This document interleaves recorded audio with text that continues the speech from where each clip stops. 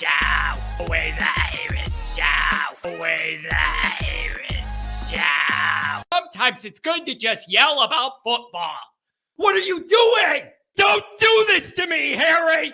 The Ohio State. It's Ohio State! What do you mean, the? It's a poison! I almost stroked out and died over it. I'm glad to be at the party. I'm mad we're this late. You ain't a captain of nothing but a sinking ship! That helps the defense without them even doing a damn thing! Doing a damn thing! The call-in line. 312-988-15. You tell Johnny all you've heard and seen. Oh, Irish. Oh, Irish. Oh, Irish. Oh, Irish. Irish. Yeah, that's right. Oh, Irish. Oh, Irish. Oh, Irish. Oh, Irish. Irish. Yeah, that's right. That's right. Welcome in. Welcome back, everybody. Man, this one, I don't know what to make. I don't know what to make of this one. I got to take your phone calls and try and understand what was what here. I want to know from you guys, are you happy about this? Are you mad about stuff? The referees, everything else? I just want to know where you guys are at. I'm glad it's over. I'm just glad it's over. I don't know what else to say. Let's give people a minute to filter in with the weird way the game ended and they switched the channel. Oh my gosh. What a long day. What a long day. I can't wait to see what you guys think of this. Are you mad? Are you happy?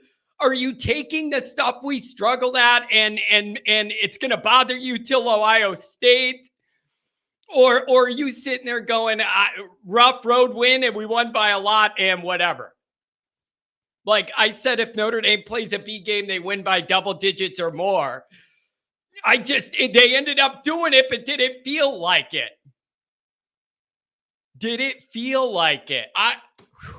Man, this is something. This is something. Let's see what the phone lines look like here. All right, we're going to just start getting into the calls. I want to know what you guys think. I got a feeling this is going to be all over the board. I just do. I feel like depending on who you ask or who calls in this show today, I feel like they're going to look at this very, very differently. You are going to have a large group of people saying, you ended up winning by a lot. It's a tough road environment. You had the adversity with the weather. Tough road trip. It was their Super Bowl. You were playing against the refs all day. And then you're going to have other people go, John, no. Look what Notre Dame did here. Look what Notre Dame did there. And I don't like it. And what is that going to manifest itself as in a couple weeks against Ohio State? Now, the first things first here, as we get into this, we got a super chat. Let's make sure we honor that. I appreciate it. V1 rotate B2 $20 holler. We win. I said the wide receiver room was a concern when you bring a guy like Hartman in and you get shit wide receiver play with no separation. It doesn't even matter. Plus, he looked uncomfortable and almost intimidated the first three quarters. Telling you what, man, that NC State defense is going to cause a lot of people trouble if they play that fired up all year. It's the Notre Dame Super Bowl effect and everything. I mean, those guys were all over the place. So I want to know where you guys are at with all this. I guess I want to ask, are the issues or the struggles Notre Dame did have in this game, are you chalking those up to all of the circumstances of today? Or are you looking at Notre Dame going, okay, those first 2 weeks, we were messing with people that have not enough talent and we were going to do whatever we were going to do anyways. Now, and now I see all these cracks in the foundation that worry me for Ohio State. Or this is perfectly fair too. You could say all of it's true. Notre Dame has some areas where they're deficient and they clearly need to work on it. And also all of the weird stuff about today added into the mix. I think that may be fair. Little bit of everything. Little bit of everything. All right. We got a bunch of callers. Keep calling in.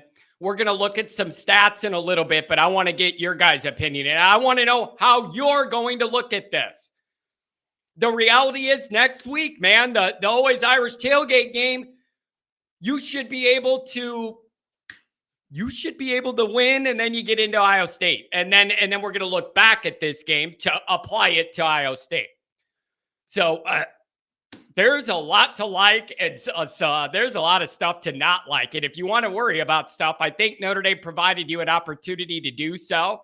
If you wanted to worry about stuff, if you want to feel good about it, Notre Dame overcame this adversity, made enough plays when they had to, overcame all that, I can roll with that too. Pick your opinion today. Pick your opinion today. And I think you can make an argument for it. On the good and the bad, I think you can make legitimate arguments all over this thing. Let's get through the introduction, do the super chats. Let's see what you guys think, okay? I want to give you a lot of time today because I think there's going to be a lot of varying opinions, and I want to see where you guys are at. Obviously, you can find a program on YouTube. Do it. Subscribe if you haven't yet. Appreciate it very much. Give the video a thumbs up. That helps Johnny out as well. Notifications on that way you alerted every time a new episode drops. I know you don't want to miss it. Twitter, search bar, Always Irish, rat. Always Irish Inc. I'm going to ask you guys for a favor from you guys that are here right now. As of the fourth quarter of the Notre Dame game, I'm banned on Twitter for 12 hours. An Ohio State fan said something to me that I didn't appreciate, said something about Notre Dame I didn't appreciate. I responded with the exact verbiage he used in a football derogatory way, a sports phrase, and that got me banned. So I'm banned for 12 hours. So I want you guys, if you like the show and you want to circulate it, I'm not able to retweet this link or anything. If you guys could help me out. I didn't even hit send, and I was already got an alert. You're out 12 hours for saying something you can't say to the Ohio State guy. So wasn't the first time. It isn't going to be the last time. I think the ACC refs took over Twitter. That's what I think happened. The ACC refs jumped in Twitter and started dictating content. But I wasn't going to let the Ohio State guy said what he said. I pushed back at him, and it is what it is. So I'll be back late tomorrow afternoon, sometime during the Bears game, I guess. I didn't go after this guy. He came at me, but I didn't even get done hitting post, and that thing was blocked. So they must, it was nothing bad. It was nothing, no curse words. It was nothing like that. So they took it the wrong way. I'm out for 12 hours. So whatever. But if you guys could help me out and retweet and get that stuff in the circulation of Twitter, because I'm out for the rest of the night. So it's just a rough go for Johnny Boy on that front. At least I made it through most of the game. Look at this. $50 holler for Donnie White. He's paying for the phone lines for all the nice Notre Dame people that want to call in today. Appreciate it. $10 holler from Mike. Beautiful job overcoming so many obstacles. My biggest takeaway, what happened to the camera fixated on the Armstrong family after interception number 2? Bro, I don't give a crap about any of these people's families. I do not care. I don't. I know they're in college, and that's like, I do not care. I don't care about the quarterback's mom. I just don't. I'm here for football. If you want to zoom in one time and go, there's the parents and they're happy their kids playing big time football. Zone in for 5 seconds. Say you're glad this kid's playing and keep it moving. I don't care about their mommy and daddy and their little girlfriend. Who cares? Show it once and move on. I don't need every time a play happens to zoom to mommy. Show the game. I don't care. I can't be more clear about that. Sorry. Jeez. $10 holler. Anxiety early and relief late. A big win on the road cannot be diminished. Great secondary play. I'm excited to see what this NC State defense does to other teams the rest of the year. And what I'm looking for is I want to know if they're going to be that intense all the time against everybody, or if it was just there's the Super Bowl and a monsoon again. They're going to cause people problems all the time if they play defense like that. I'm just not sure they're going to score enough to win a bunch of these games. So I don't know what to make of that. $5 holler from Andrew. Big road win. Be positive, everybody. Tight end you live. Stays as a beast. Great defensive performance from the secondary and the linebackers. $2 holler from Steven. Keep winning. Yeah, that's a good idea. That's actually a very good idea. Okay, and then we got another $10 holler. Thank you, guys. What are you pitching in for my Twitter bail from jail? Is that what it is? I didn't even curse. I said a common phrase and they took it non-slang and literal. I used a common phrase that's on social media used all the time and they took it literal and I'm out for 12 hours. You know what? I'm just glad it wasn't the 12 hours Kelly was losing last week. I can live without going live for now. I just needed it when Kelly was doing his thing last week. I got what I needed. Just ND Gal 10.82. Play calling highly sussed parts. Garbage TD against the twos. ACC refs are trash. Bonus points for getting what 1082 means. I'm telling you what, you're a tough judge. You are a tough judge, and I like it. I like them standards you have. Oh, man. All right. What do you think? Go to the phones and see what people think here. I feel naked without Twitter, man. I don't like the feeling. I just feel like I'm missing out. Maybe that's a sign I'm too addicted to it, but whatever. It is what it is. 224. Give me some more. And I want to know, I want to let you guys know we got to move quick because I got a lot of calls. The bank holds 20, 25 calls or whatever. If you call and you don't get through and you're not even on hold or whatever, we got to wait for somebody to hang up and then you take that spot in the rotation. Every other show I do, the morning shows, last night, it isn't going to be like that. It's going to be specific for the post-game shows because they get the most call volume. Hope you guys understand. Also, I don't have any help today. Pat's playing in his golf tournament. I'm going to try and keep up with the chats and show them. But with this amount of people, it's hard. You guys are going to have some good stuff I'm not going to be able to probably see and get to. All right. That being said, let's get into this. 224. Give me some more. What is your takeaway from this adventure day that would never end? What's up, John? Hey, that's a big win. It's a 3-score win on the road and against a top 25 caliber team. And we didn't even play our best game. I feel pretty good. I mean, I think there's some serious unanswered questions with the wide receivers. The O-line probably needs to tighten some stuff up. I have a theory about the defensive line. Like I know a lot of people were complaining about, lack of pressure and blitzing and stuff, but I actually think that a lot of that was sort of strategic.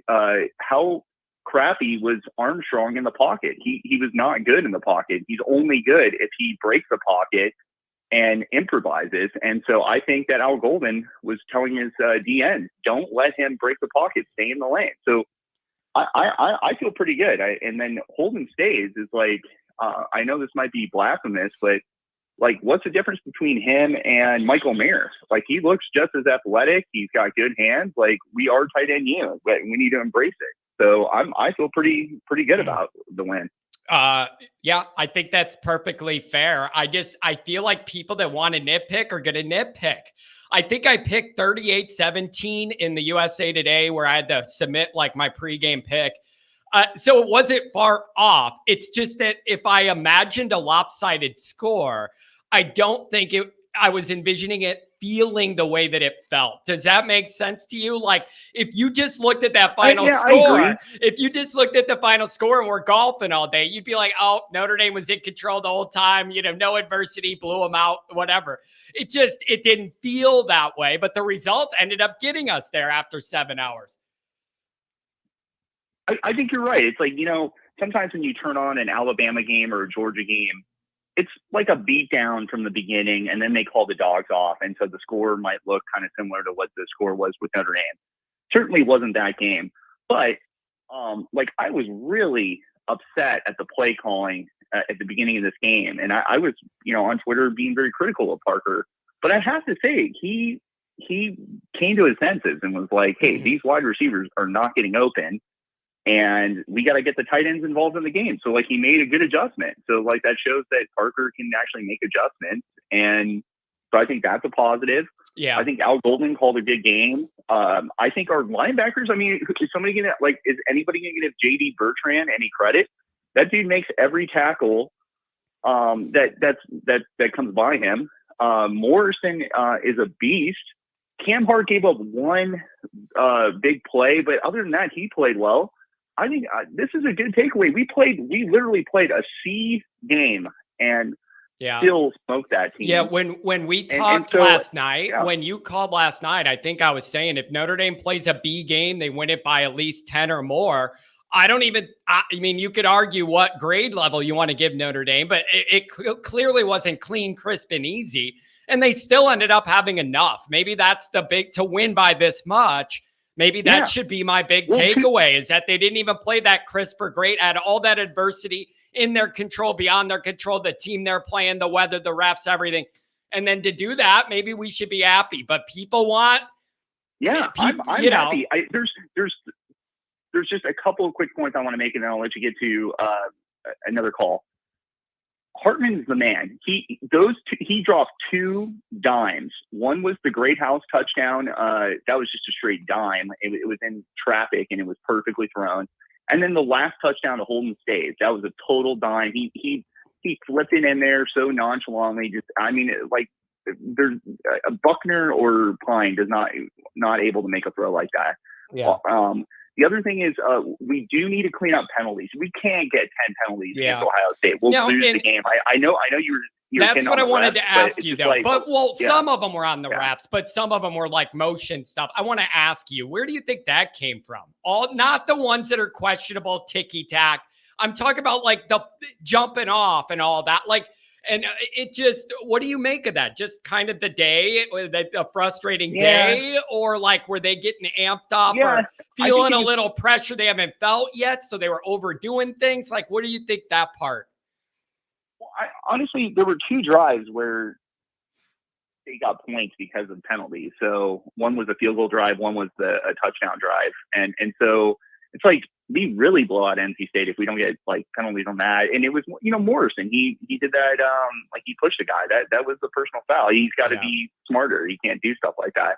But I mean, I think you clean it up, like Joe Alt getting a holding penalty. Like how often does Joe Alt get a holding penalty? You know what I mean? Like I just think that, and then Jack Heiser, come on, dude, you can't pop off sides on 4th and 4 on front play. Yeah. Like you can't do that. So clean that stuff up, and we win by 35 instead of 21. So I feel positive. I think the worst takeaway though, and I know Domer in the chat is talking about it, is like the wide receiver room is not back, and we talked about this yesterday, and so I mean that's concerning if Parker's not creative enough to get the tight ends involved, and I do wonder, like, where are the packages for Chris Tyree? He's literally like the fastest guy on the team. He had that one catch where it was very improvised by Hartman, but it's just weird to me that you wouldn't have some sort of package for that guy. He's the fastest guy on your team. But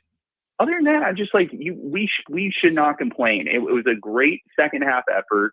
I mean, I even dogged Estime for the longest time, saying he can't hit a home run, and he runs like a 80-yard touchdown. It's like I have no complaints. We won. Move on to the next game, and like now it's all about the focus is on Ohio State. Let's kick CMU's butt, and it's all about. And if we play an A game against Ohio State, we can beat them. Yeah, I watched them again today. Very unimpressive win, 35-7. They're not at their best. Let's clean up the penalties. Let's get some more packages for Holden Stays. Yeah. And we got a chance to beat Ohio State. So Yeah, I like that, man. But the ultimate goal was definitely reached. We got to win, and it wasn't down to the wire. I mean, you got to kind of be happy, but like there was a lot to stress about through most of it. Hey, man, enjoy the rest of your day. Enjoy the game tonight. Yeah, go ahead. My last question to you, and obviously you can talk about it throughout the show, but I guarantee a lot of guys are going to call in and they're going to say, hey, our pass rush needs work and all this stuff. But honestly, I was looking in the second half. They were cognizant about not letting Armstrong leave the pocket. So I think that's why some of that we didn't get as much heat. Because remember, when we got a bunch of heat on Caleb Williams and we didn't bring him down and let him leak out of the pocket. So just keep that in mind when people say, hey, we should have had more than one sack. Very good point. So, that's a good point, man. Hey, enjoy the big game tonight, all right? Hey, thanks, man. You have a good one. Have a good one. Man, it's just, it didn't feel all day from 11 a.m. It didn't feel like the score ended up saying. It's just wild. 443, you're talking to me. Welcome to the program. Hey, John. I'm not dead, so I'm calling. Yeah. What do you make it today, man? Quarters. Well, I had mixed feelings, but, at the end in the fourth quarter, I was screaming about Golden making adjustments and Parker, and they did. And I was really impressed with the end. The three quarters was just like feast and famine, and I felt like NC State had everything going their way. The refs, the way the game was going, but it was feast and famine for most of the game. There was moments that we were eating, and then there was moments like, what was going on?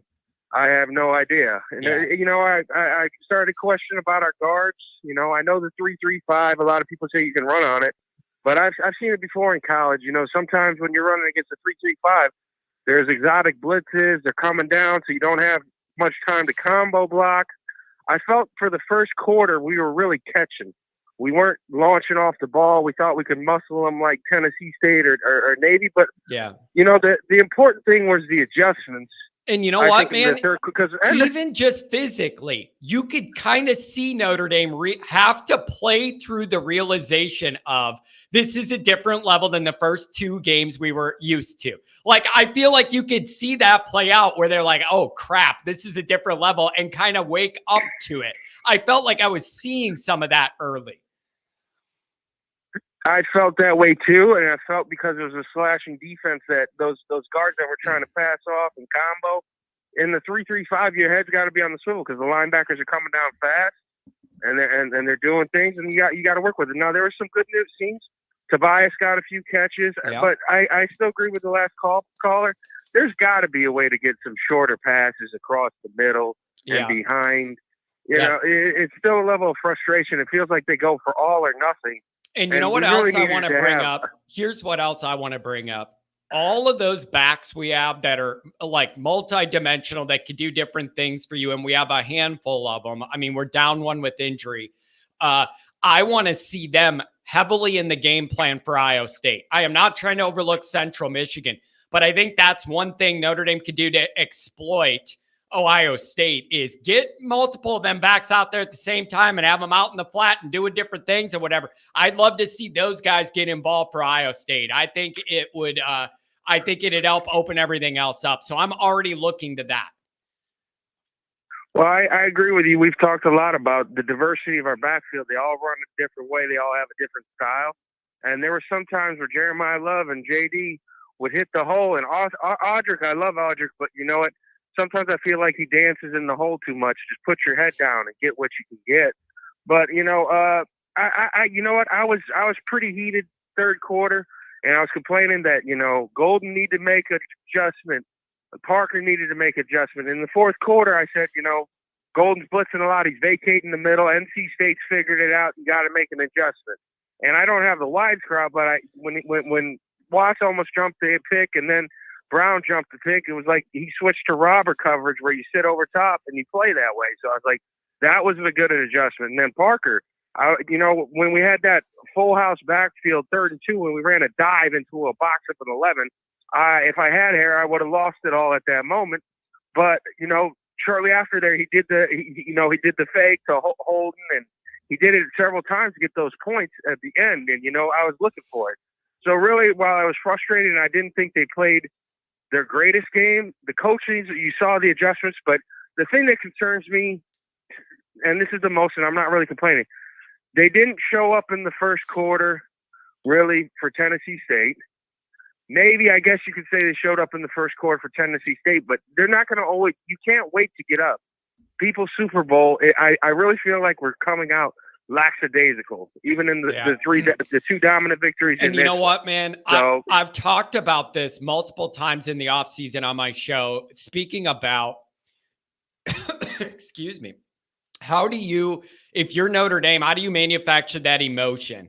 Like when it's somebody else's Super Bowl, but it's like the bottom tier games in your world, how do you match that intensity that isn't naturally there? And that's something that applies to Notre Dame all the time, because Notre Dame gets everybody's best shot and they're circled as everybody's Super Bowl. And you got to be good enough that you can withstand that and wear it down with your play and outlast people and then outrun them. And I feel like you saw some of that today. Listen, if anybody's going to feel like Notre Dame doesn't play a good game and this is the result, maybe that should tell you you're in a pretty good spot. The last thing I got to say is Freeman called Hartman only having one hand on the ball in pass rush situations when pressure's getting tight. Hopefully he corrects that, because he saw it before the season. He talked about it before the season and each week. So hopefully they start drilling with Hartman two hands on the ball, because it could have cost us. Well, it cost us once and it almost cost us twice. Yeah. You know, so hopefully that gets corrected. But overall, I think I went from a furious moment near the end of the third quarter where I was just like, here we go. We're playing into NC State's hand, and then the fourth quarter happened. Yeah. But anyway, John, have a blessed show, and you take care, brother. Have a good one, man. Thanks for the call. Really appreciate it. You know, it's just, listen, if you're going to sit there tonight and feel like Notre Dame didn't play great, and this is the result against that and everything else that went into it, I mean, that's pretty good. That's pretty good. At the same time, there are still things that you're worrying about how it's going to match up and look against Ohio State. It's just the way this fan base is. Even in a win like this that ended up being by this margin, we're going to have questions. It's the way it is. 361, let's have a little fun. Welcome to the program. What's going on, John? How are you? I'm good, man. It just a weird day. Just a weird day, man. It started before noon and it just got weird and ups and downs. Such is life as a Notre Dame fan, but all's good that ends good, I guess, right? Yes. You know, we can talk about so many things, you know, in terms of, did we want to look smoother before the delay? Of course we did. Do we want certain things to not happen that did? Sure. But you look at the whole picture, from the obstacles we had to overcome, up to including the referees, the weather, the just very strange game, to persevere and accomplish what we did, to win by the margin we did. It shows me a toughness that, let's be real, I don't think it existed with Bryan Kelly. Yeah. Yeah. Well, that's the other thing. As this was going down and these big swings and the momentum and their crowd and everything, as that's happening, you're thinking, we've seen this go against us before, right? In the not so recent history, where it just starts falling apart and snowballs on you and there's no way out. And then you catch a dumb loss, you know, whatever. And we didn't see that. The guys responded. They made the plays they had to. So it's just, that's a tough, the whole thing was a tough setup for Notre Dame today. It just was. Yeah, it like you said, there were so many things going against us, right? And the response, the ups and downs and the swings. And I know I made the joke about the Armstrong family, but you gave me the response I was looking for. Because dude, I don't care. I don't care. Show the parent. Listen, I get it. It's every family and this, and I totally get it. Scan over there and say, there's mom and dad. They're proud their kids playing football on TV today. I don't need to see that stupid family every time the guy throws a pass. Stupid. But I don't need to see it. And it isn't because it's their guy. If it was our guy, I'd say the same thing. I don't care to see that either. I don't care.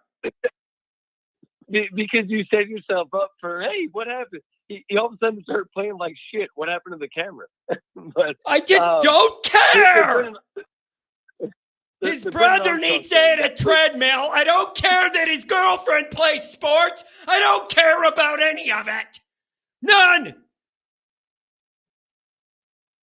Yes, love it, John. It's love bugging me. Brennan It's Armstrong. bugging me that you called in and you're all calm, and now you got me yelling. Damn it! Look what you did, Mike. Look what you did. Okay, well, let's bring it back. Let's bring it back. I said last night that Brennan Armstrong is going to try to do everything and be everything, and that's what happened. And we just had to find the ways to limit his abilities, and there you go. That's what we did. Yeah. And my favorite play of the game was totally changing the side of the ball, but Sam Hartman's last touchdown to Holden Stays. Name me the last Notre Dame quarterback that's floating that ball like he did and actually hitting the target. Yeah. And some of those windows that he throws through a couple times a game are pro windows that he whips it into. Listen, man, he would probably tell you it wasn't my best game here, easiest game to get through and whatever, and mistakes were made. But man, they fought through it and they ended up winning by this much with all these problems. It's encouraging. But this was it, Mike, because next week and the first two games aren't good measurements to prepare you for Ohio State. So this was the one people are going to look at. So we're going to nitpick it till that game. That's what's going to happen in this fan base and media. Yeah, and the final was 45-24. But like I don't know if it was the first caller or the last caller you just had, but the last seven was kind of it frustrates me as a competitor, but that was kind of a, hey, here you go, march down the field. We're not trying to stop you. Here's 7 points. That's what it felt like, the last seven, unfortunately. Yeah. So I feel like it was 45-17, and that's like you put on the street 29 straight wins versus ACC teams. Yep. Join a conference. Yeah, exactly. That's the next thing I'm going to yell about is join a conference. And then you say, we beat 29 straight ACC teams in the regular season. And then they're going to say, well, not that conference. That one doesn't matter. Get in the SEC and play Georgia and Alabama 12 weeks in a row. That's the only thing that's going to make these people happy. Even when you bring up that ACC record, then they go, well, when we say a conference, we don't mean that one. Like, it's always something with us, man. We're not getting any credit unless we beat everybody by 100. That's it. Yeah. And I know you got more calls. I'll let you go. I'll leave you with this. Notre Dame ran for 170, which we figured we would be able to do. I know Audric estimates 80 yards contributed. I get it. But again, you don't trip and stumble and fumble your way into 170 yards. And the whole Hartman at North Carolina State issue, 4 touchdowns, no picks. What were you saying about that? Yeah. And I just figured it's just a different world than at Wake, and everything involves different. And I never liked that, people trying to put that in our minds and everything. So I don't know, man. And again, I didn't see a lot of guys get banged up. It seemed like Notre Dame's still pretty healthy. And then you could get back home next week for the tailgate game and then build this up. And then that next week is just going to be bonkers. That next week is going to be insane as long as you don't marshal yourself against Central. And if I'm there for that and it's my tailgate party and that happens, I can't go back to campus. So you better win. You better win. Yeah, I got to find a way to get on your call-ins during the Ohio State week for sure. Speaking of healthy and banged up, how good do our running backs look as a whole group? Yeah. My goodness. I want them to find ways to diversify to stress the defense. Like find multiple sets with multiple of them, and they could flare out and cause confusion. And you don't know who's staying in the block, but a guy slips out and it's wide open. Like that needs to be a part of the game plan against Ohio State. If you, especially with an emerging wide receiver group that you're not sure you could fully rely on, use those backs as much as you can. I'm all for that. Love it. Yeah, and the receiving core, tight ends included.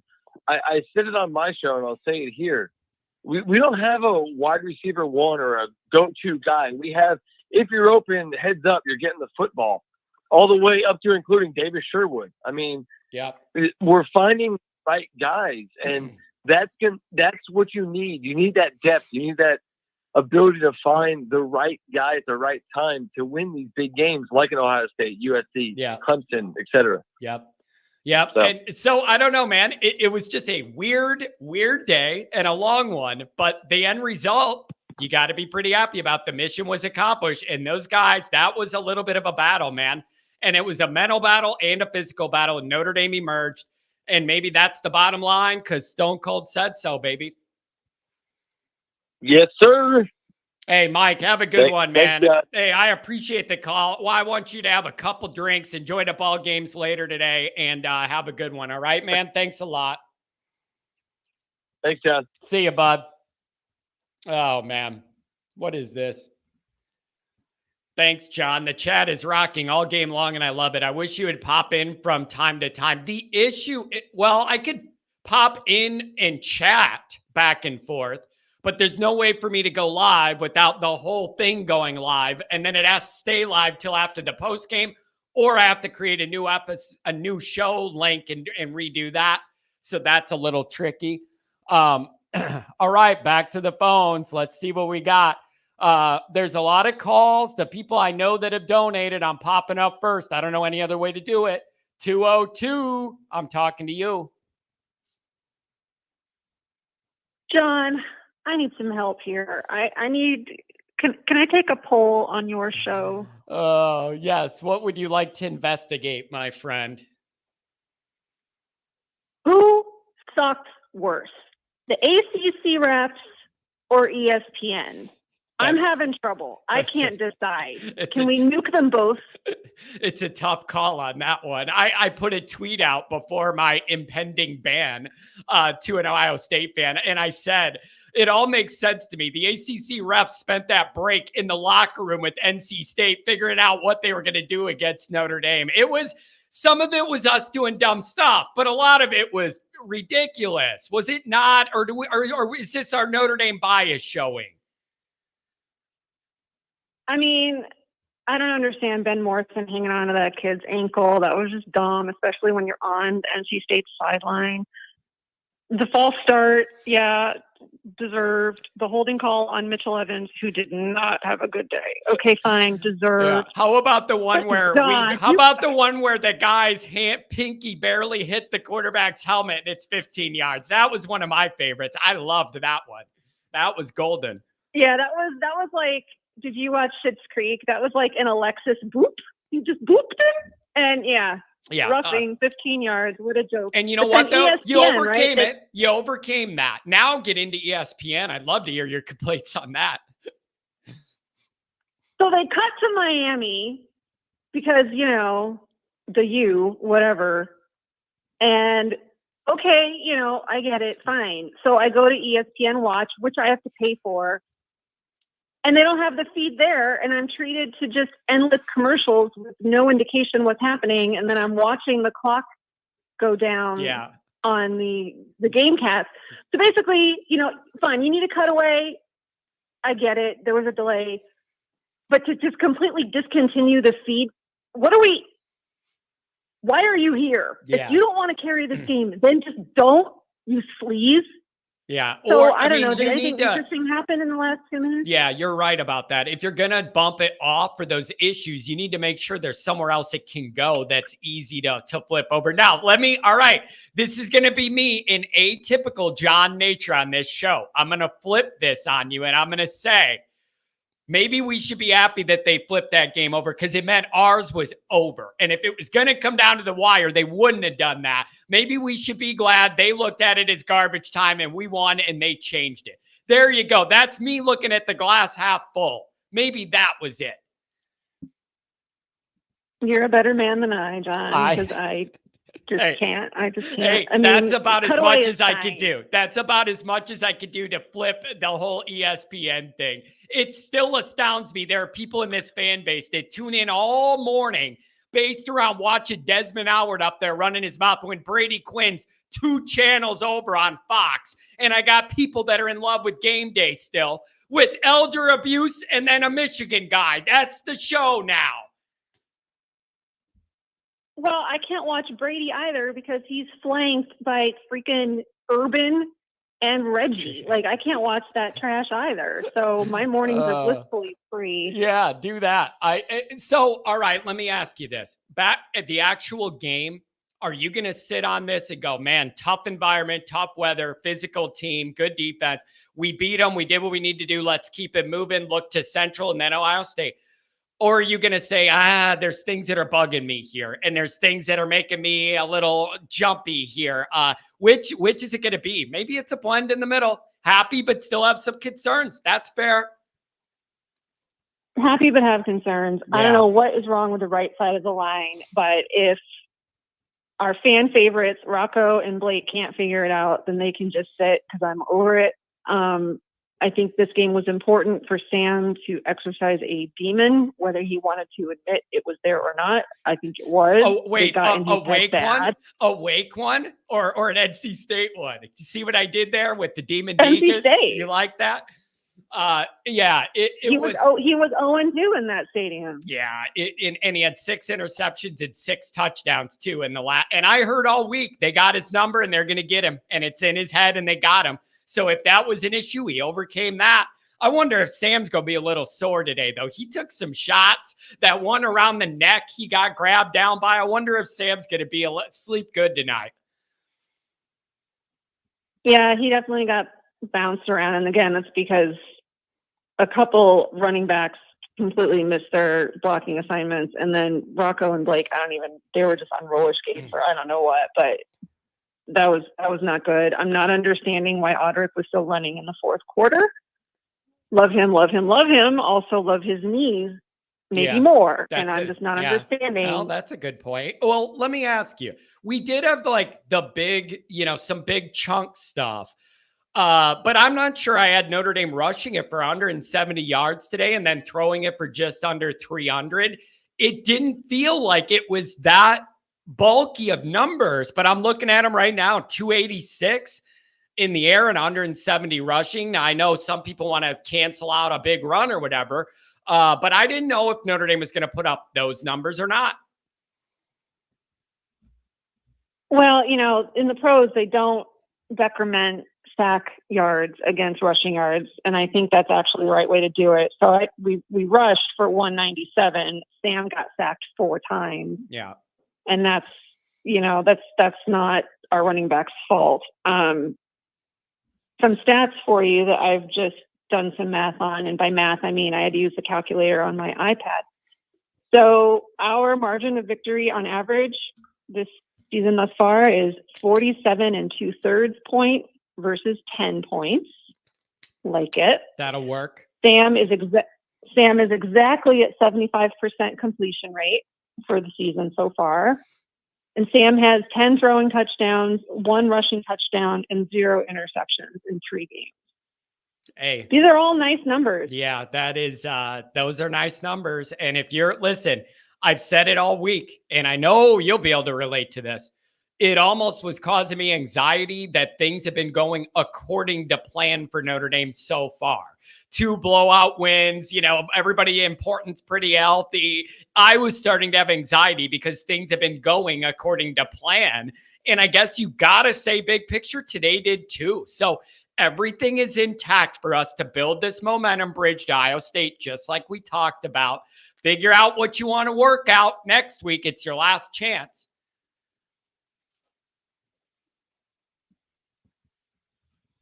Oh gosh, did you just go? Can you hear me? Yeah, I got you. You just went mute. Okay. Oh, yeah, I got you. So moving forward, you cannot waste a Benjamin Morrison interception, and you can't waste a Tobias 45-yard reception. That's troubling. There were some, I'm not going to use the word echoes, but perhaps some whispers of the last staff today in parts, and I don't understand why we can't expunge all of that from our brains forever and not run or not pass on 1st and 10 when the offense isn't clicking yet. In the first quarter, I don't understand some of those decisions.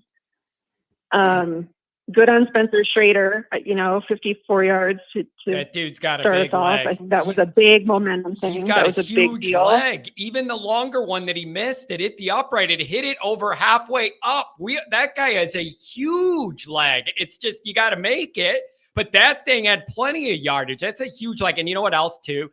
He kicks a lot of touchbacks where it's like, don't even worry about a dumb run back thing. When they want him to bang one, he bangs one, and it's through the end zone and out.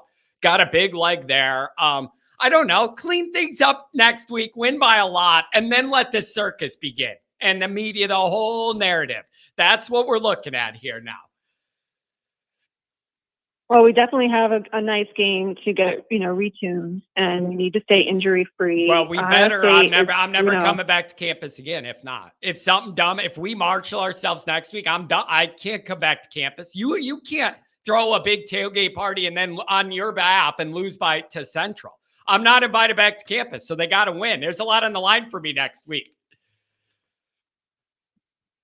Yeah, and a lot on the line for Marcus as well. No more regression like that. No more mid-season whoops, sorry, mulligan.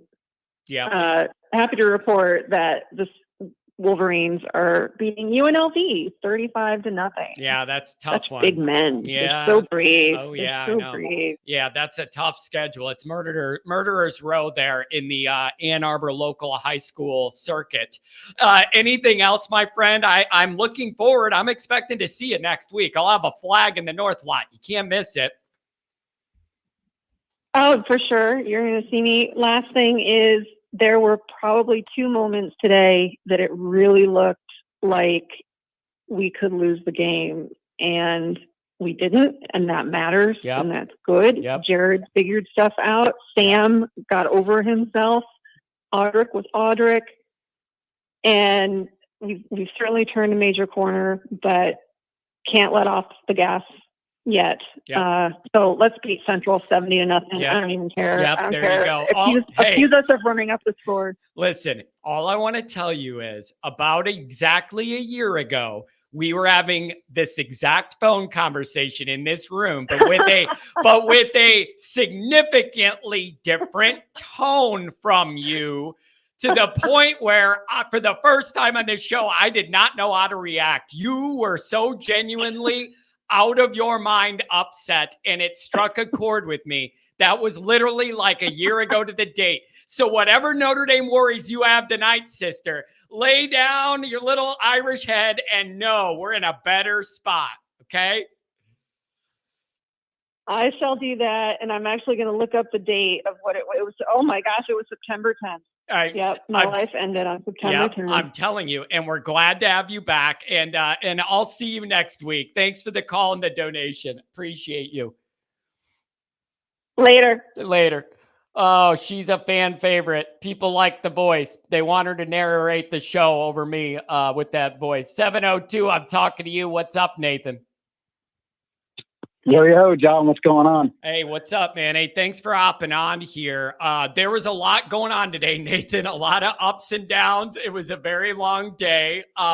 What do you make of this on the what you love about it, and then things you'd like to see Notre Dame clean up in their last opportunity prior to Iowa State? Yeah, I mean, dude, when I called in, was it yesterday? I forget the time at this point. Was it yesterday that we chatted? Yeah, I mean, this is exactly kind of how I felt this game was going. I thought Notre Dame would score. A lot of people were talking about how NC State hadn't, they don't give up 30 points. They hadn't done that in forever. Yeah. And I thought Notre Dame would score more than 30 points. And I thought NC State would find some success at times, but Notre Dame would be the better team. And when the final score showed, exactly what happened. It looked exactly like Virginia Tech in 2018. It looked exactly like Syracuse last year. Yeah. I'm not trying to toot my own horn here too much. I'm just saying that's just really how I felt this game was going to go. And, I think the the fact that, I mean, NC State scored 24, but it didn't feel like they scored 24. 10 points were given to them by penalties. I'm not going to sit here and say it was the ref's fault or Notre Dame's fault, whatever it is. It was penalties. Yeah. And if you take some of those penalties away, then they don't score 10 of those points, or maybe they don't score 6 of those points or whatever it may be. I don't know. One of the touchdowns was garbage time. I know aesthetically 45-17 looks nicer, but if you watch the game, you realize that the 24 or the last touchdown to give them 24 literally meant nothing. Even if they would have recovered the onside kick and scored again, it would have looked bad, but it still in reality meant nothing. Notre Dame started pulling some of the starters. I mean, Christian Gray almost had a pick on that last one anyway. And if that happens, then, then they obviously don't score on that drive. But yeah, I mean, it honestly, the game went exactly how I felt. Whether it was going to be lower scoring and it turned out that way, or higher scoring and it turned out that way, I just thought that Notre Dame was going to essentially be the better team in the second half. Yeah. And honestly, it shouldn't even have been that close to begin with. They should have probably it shouldn't have gotten to the point where it was 24-17 at one point. We were kind of like, oh no, they might score to make this 24-24, but we wouldn't be Notre Dame fans if that happened, right? Yeah, exactly. All right. And so, I don't see how any Notre Dame fan could be disappointed in this result in that hostile environment with a lot of things kind of piling up against you that you could have allowed to be big problems. So that's all good. What would you like to see Notre Dame fine tune or work on in their last opportunity prior to what is going to be a circus buildup if Notre Dame and Ohio State both are undefeated before when they should be? What would you like to see Notre Dame tighten up other than the penalties? That's kind of the motion stuff. That's obvious. I think just finishing around the quarterback. I think we saw today that Armstrong can't throw the football. I don't know exactly what his numbers ended up. Actually, I think I have it right here, so I can pull it up real quick. But yeah, he was 22 of 47. It honestly felt worse than that. He had 260 yards. You're going to do that when you throw it 47 times. He had 3 interceptions. He probably could have turned the ball over a couple more times. When you have a guy like that, I know he can run the football a little bit. I know he's slippery. I know he's big, but only 1 sack, and it happened when it really didn't even matter. It's a positive and a negative, right? Like, Notre Dame is getting to the quarterback. They're causing havoc. They're creating turnovers with that havoc. Obviously, like I said, the 3 turnovers, they could have had more, but they need to finish, especially when they play a team like Ohio State. They need to finish around the quarterback and get that 3, 4, 5 sack game, because some of these guys are going to just be better players and they're not going to turn the football over. Yeah, nope. Hey, that makes complete sense. Can I ask you this? You do a lot of talent stuff. You're a recruiting guy. You look at a lot of talent that's already playing and the high school guys and all that. You spend a lot of time on that. Just how physical and good is that NC State defense in your opinion? Like, it didn't, and I'm not as versed in that as you with the research. It looked like they just had a ton of motors and played hard and got after it and all that. I just don't have a gauge of how good they really are. Like, what do you think about? I could see them causing teams in the ACC a lot of stress this year. I just don't know if they're going to score enough to win all those games. That's kind of where I'm at. What do you think? Yeah, no, they really do have a good defense, but it goes back to what me and you were talking about last night. It was going to look pretty good for them early on, and that's why I kind of disagreed. I think it was 2 callers ago when he said that Notre Dame got off kind of to a lackadaisical start. I kind of just disagree there. First of all, the defense played their best football in the first half, or specifically in the first quarter before the lightning delay. And I thought that was the best that they looked, to start a game. So they definitely didn't come out lackadaisical. And then obviously the offense came out great the first two games of the year. But no, the NC State defense specifically, yeah, I think they are going to give teams fits. Like, I don't know if they play Clemson this year, but if they play Clemson this year, that's probably going to be a low scoring game. But what me and you talked about last night essentially came to fruition. Notre Dame was the better team. Notre Dame is in reality the more physical team, because they just have more physicality in terms of like you said, the talent. Like Audric Estime in the fourth quarter is going to look better than a lot of NC State defensive players in the fourth quarter, because he's just so good. He's so big. He's so physical. So I thought as the game went on, it was just going to get better and better and better. And that's, I feel like that's really what happened. Yeah. Man, I'm just telling you, though, we've seen a lot of Notre Dame games in recent history that kind of presented similar issues, and we've seen them snowball and go bad on us. I think it was a big, good moment for everybody involved here that they pulled it together and ended up winning how they did, even though people were frustrated and everything didn't go to plan and you didn't have a huge margin of error the whole game. All of that. I think that is all positive stuff. And everybody needs to be flying home thinking, man, that wasn't the easiest, but we did our damn job. And now Nathan, I'm not used to things going to plan for Notre Dame. Like very rarely the roadmap that we talk about in the preseason of what we need to do and it never goes to plan. So far, so good, man. And that is really encouraging. And what did we say last night? It's going to be a tight end and running back game. And I think that's exactly what happened. Yep, and you got that. Do you agree with me? I would love to see them find tricky ways to get multiple of those backs involved against Ohio State in the passing game. I think that could be an angle. Yeah, I mean, I know it. I don't think the running backs had too much in terms of the actual passing game today. They kind of just utilized the tight ends in that regard. I mean, I'm just looking at it right here. It looks like Estime had two catches. A couple of those were the ones where like when it was like 3rd and long and they kind of just went to them. But Price had a really good one earlier in the game. But that was kind of out of the flat. So that was big. I'd love to see that a little bit more against the better teams. But I mean, there's a legitimate argument that their tight ends and running backs are their best offensive weapons from a pass catching standpoint too. And I don't mean that in a negative way towards their receivers. I think Greathouse is going to be great. Yeah. Someone mentioned in the chat, like, the pick play was just kind of obvious. Like if he just ran his route and did the exact same thing, it wouldn't have been a pick play. And maybe we're hyping up Tobias Merriweather more because he had the really nice catch by Hartman and ran it for 45 yards. And he's a big play guy. We kept saying like he needs to be the big play guy. Yeah. And he one big play, and then that was the first down to Merriweather too. That was starting to get his confidence going. So I was happy to see that, even though he technically only caught one ball. That was nice. But no, man, there's this like, I think someone said it best. They don't have a true number one, but they just have a lot of really good players. They probably have like 4 or 5 number twos. And then you throw the tight ends in there, you throw the running backs in there, and it's, and then obviously Hartman being the guy to throw him the football. I mean, if Drew Pine was the guy at quarterback this year for Notre Dame, maybe you do need that true number. But with Hartman, he's just going to find the guys that are open. Yeah. And I know a lot of people are starting to talk about Raridan in the chat too. I mean, when Raridan comes back, it's going to even add another dimension to the tight end room. Yeah. Nope. Hey, man, it's exciting. But, we were sitting in that break going, all right, who's going to adjust? Who's going to execute? What are we going to get? And, hey, Notre Dame did their job, man. I'm happy for Freeman. This was a tough environment. I love seeing him get at the refs. Like, I don't know, man. It's just good to see Notre Dame kind of put together in a way that I'm not really used to. And it wasn't possible to be that put together last year. Like what we were dealing with wouldn't allow it. So I don't know, man. Good day. And the path's right there, Nathan. This buildup is right there for Notre Dame. Take care of business next week. And then we get serious. And then we get into that circus and see what's up. Yeah, and then one more quick thing, John. You mentioned, some things that we maybe want to clean up a little bit. The only other thing I'll say is this week, obviously, with the offense finally playing a Power 5 opponent, I thought that at times got a little cute.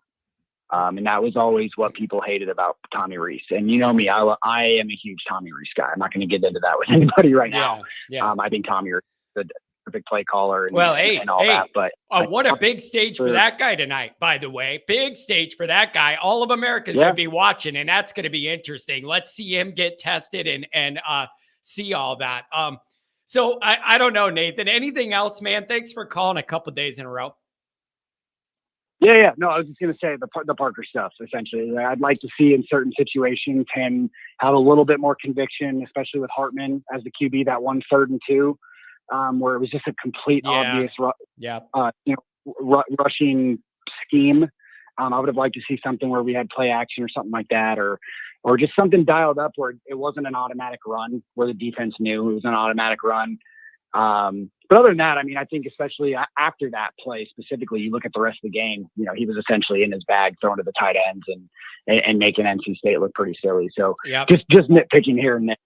There were a couple of plays here and there. Hey man, Other than that, my favorite hobby in the world, Nathan, is nitpicking Notre Dame multiple score wins, right? Like that's one of my favorite little hobbies to do in my off time is instead of complaining that we just lost to Marshall, complaining about a big win and what we can clean up. Like I just want to have perspective here that shows we're trending in the right direction. All right.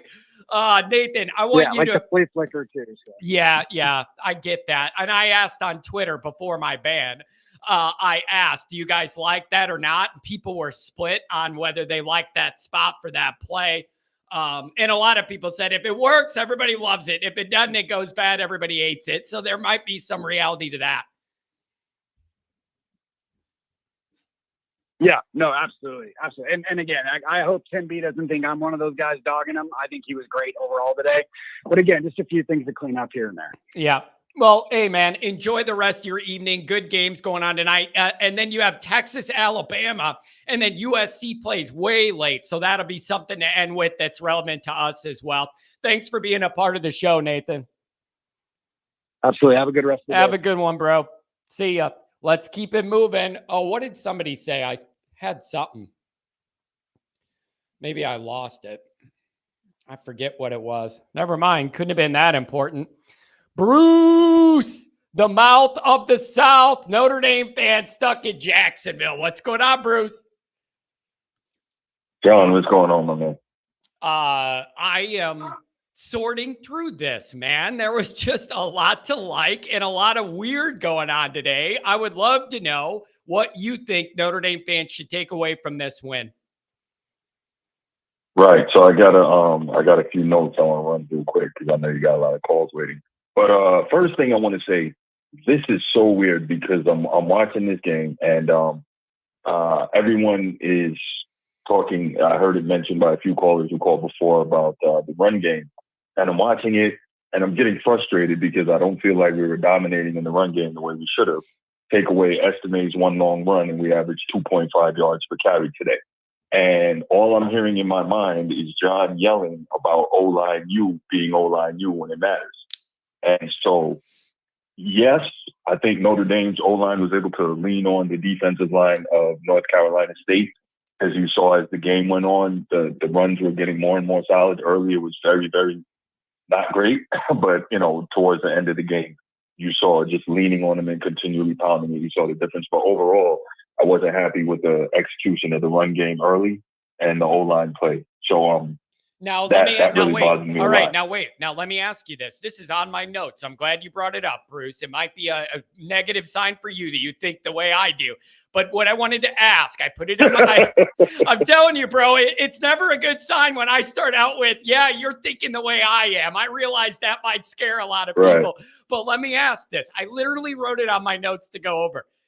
How much of that exact struggle and frustration you were mentioning has to do with Notre Dame not doing what they should be doing versus all of the circumstances and that defense and them being fired up and they're a good defense? I am not good enough at breaking down the film right away to know what percentage of that is us not doing our assignments right, but giving them credit for being a tough defense. How do you parse that out? So of course, like we always talk about, Notre Dame is everyone's Super Bowl. You know that everyone knows Notre Dame is going to try to run it. So they all are making a concerted effort to stop the run. Yeah. However, that said, I'm always, at least so far this season, and I think you're with me on this, and I think most of the listeners are with me on this, we're all watching these things, and we're all thinking, how is this going to stack up to Ohio State? And I'm pretty sure Ohio State has better athletes and better defensive linemen and better defensive line coaching than NC State does. Not to disrespect NC State, but they're not Ohio State.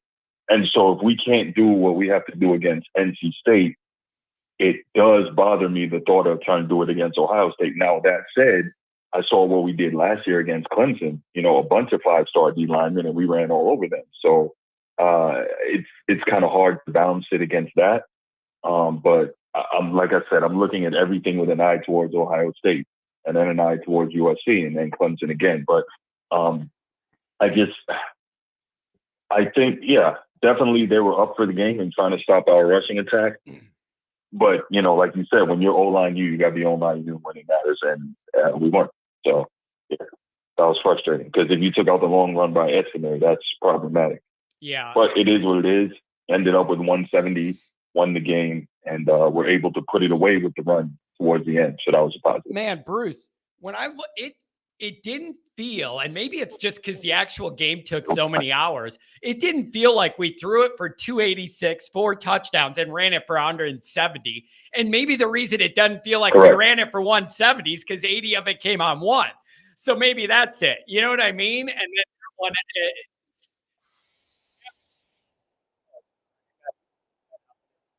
Commercial.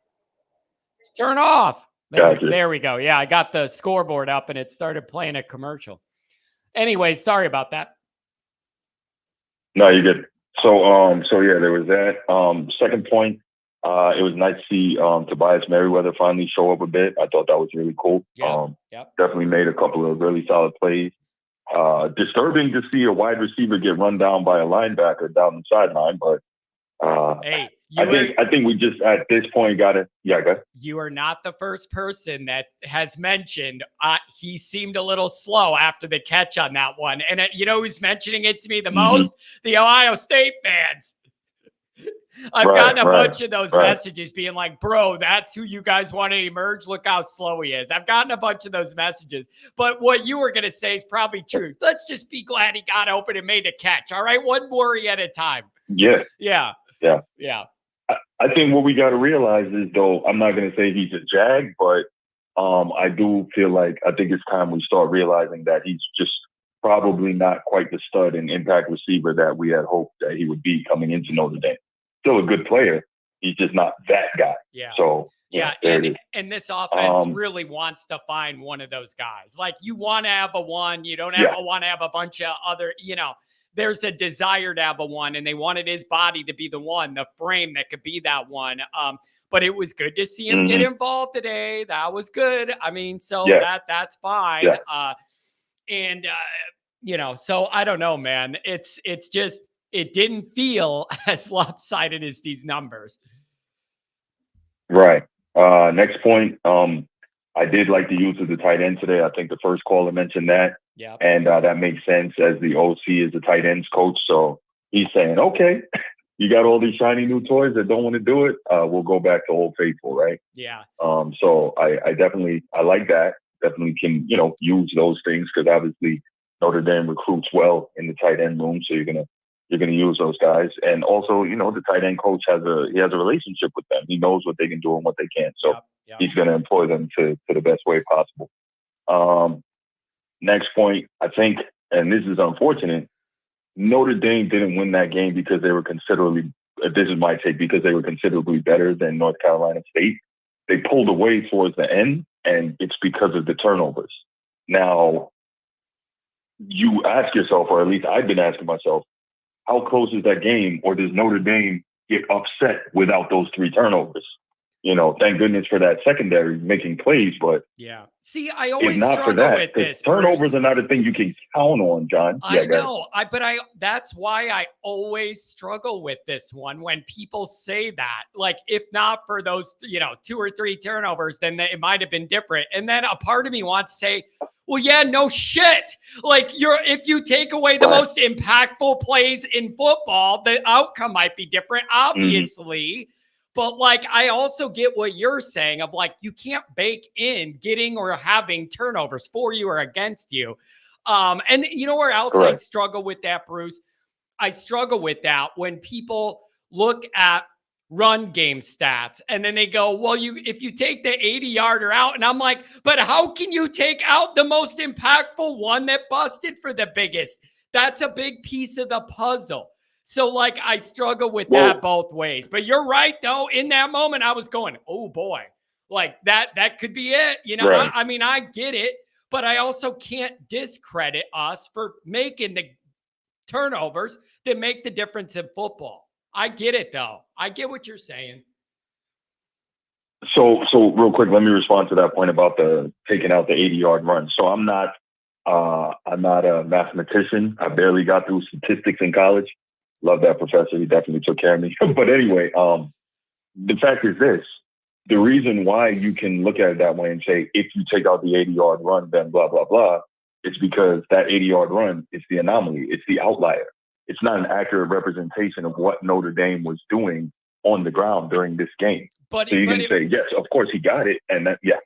That's tough because I get what you're saying, that it's not an accurate representation, but I can't throw out the biggest play of the running game either because it meant more. No, you can't. It means more in certain ways. Like that time of the game coming out of that break, like I struggle with that one. I get the point, but I think there's value in talking about cracking an 80-yarder, like I get it though. Mm-hmm. I see that both ways. And people were bringing that up with UConn because we were talking about UConn, NC State running it for 6 yards a carry or whatever. And then people were going, yeah, but there was a 78-yard or whatever. And then after that, it was 2 yards a carry.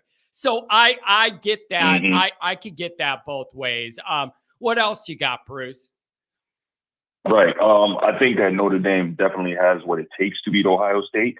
But I also think a big part of that, and call me Debbie Downer, a win is a win. I get it. But I think a big part of that is even if we beat them, it's going to be hard unless we really stomp them. It's going to be hard to use that as a measuring stick. I know I've been saying they are another measuring stick right now, but it's also going to be hard because we know clearly just by watching eye test, this Ohio State team is not as good as the previous ones.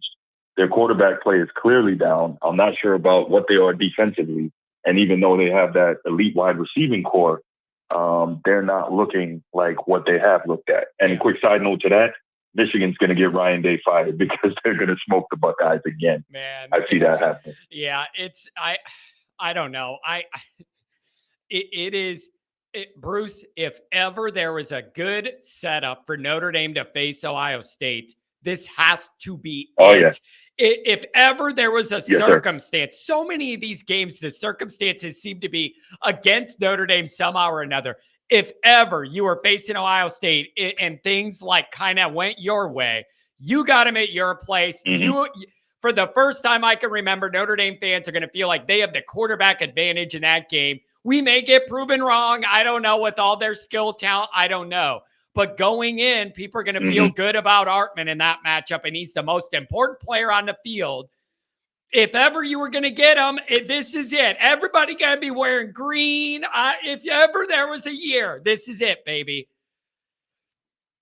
Yep.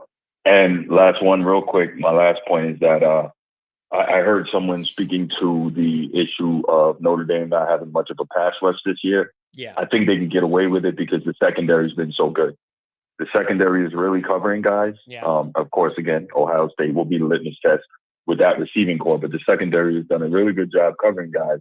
And so it gives the down D lineman a little more time to get there. So yeah. That was my last thing I had. There you go. And then Bruce, before I let you go, you do a lot of SEC coverage down your way. What are your thoughts on Texas and the Fighting Tommy Reeses? Oh man, so I think Alabama's going to beat them. Obviously, what is it? Alabama's like 53-1 in their last 54 at home. So I think Alabama's going to beat them. Everyone's looking at last year and saying if Quinn Ewers doesn't get hurt, Texas wins that game, and I agree. But if there is, and by the way, you and I talked about this on my show, the Format Podcast. Clearly, I was wrong about Tyler Buckner getting the starting job. You were right about that. So definitely gotta let you know that in front of the world. You were right about it. But yeah, if I still think, man, Saban is too good, Bam is too good, and I think Tommy Rees he's got more there than he's ever had here. I think Alabama wins that game against Texas. Would I like to see Texas win? Of course. I want to see every SEC team lose every game, if possible. Yeah. Well, but I think Alabama is going to beat Texas, and Sark's going to get fired too, which is going to be interesting because that's a rush man, but that's a whole nother thing. That'll be interesting. Hey, Bruce, I want you to enjoy the games this evening. USC plays really late, so you'll have that one. And tell your lovely family I said I won't be watching that. Tell your family I said hi. Okay, Bruce? Will do, John. Have a good one, man. Will do, man. Thanks so for much. the call. Really appreciate it. 10-second John blowing his nose break. Every time we get change freaking seasons, John's allergies, sinuses blow up every damn time. Goes from hot to cold. Oh, John can't breathe. And then it goes from cold to hot. Oh, John can't breathe. Give me a break. A 10-second one. I'll be right back. I'm not even going upstairs to pee.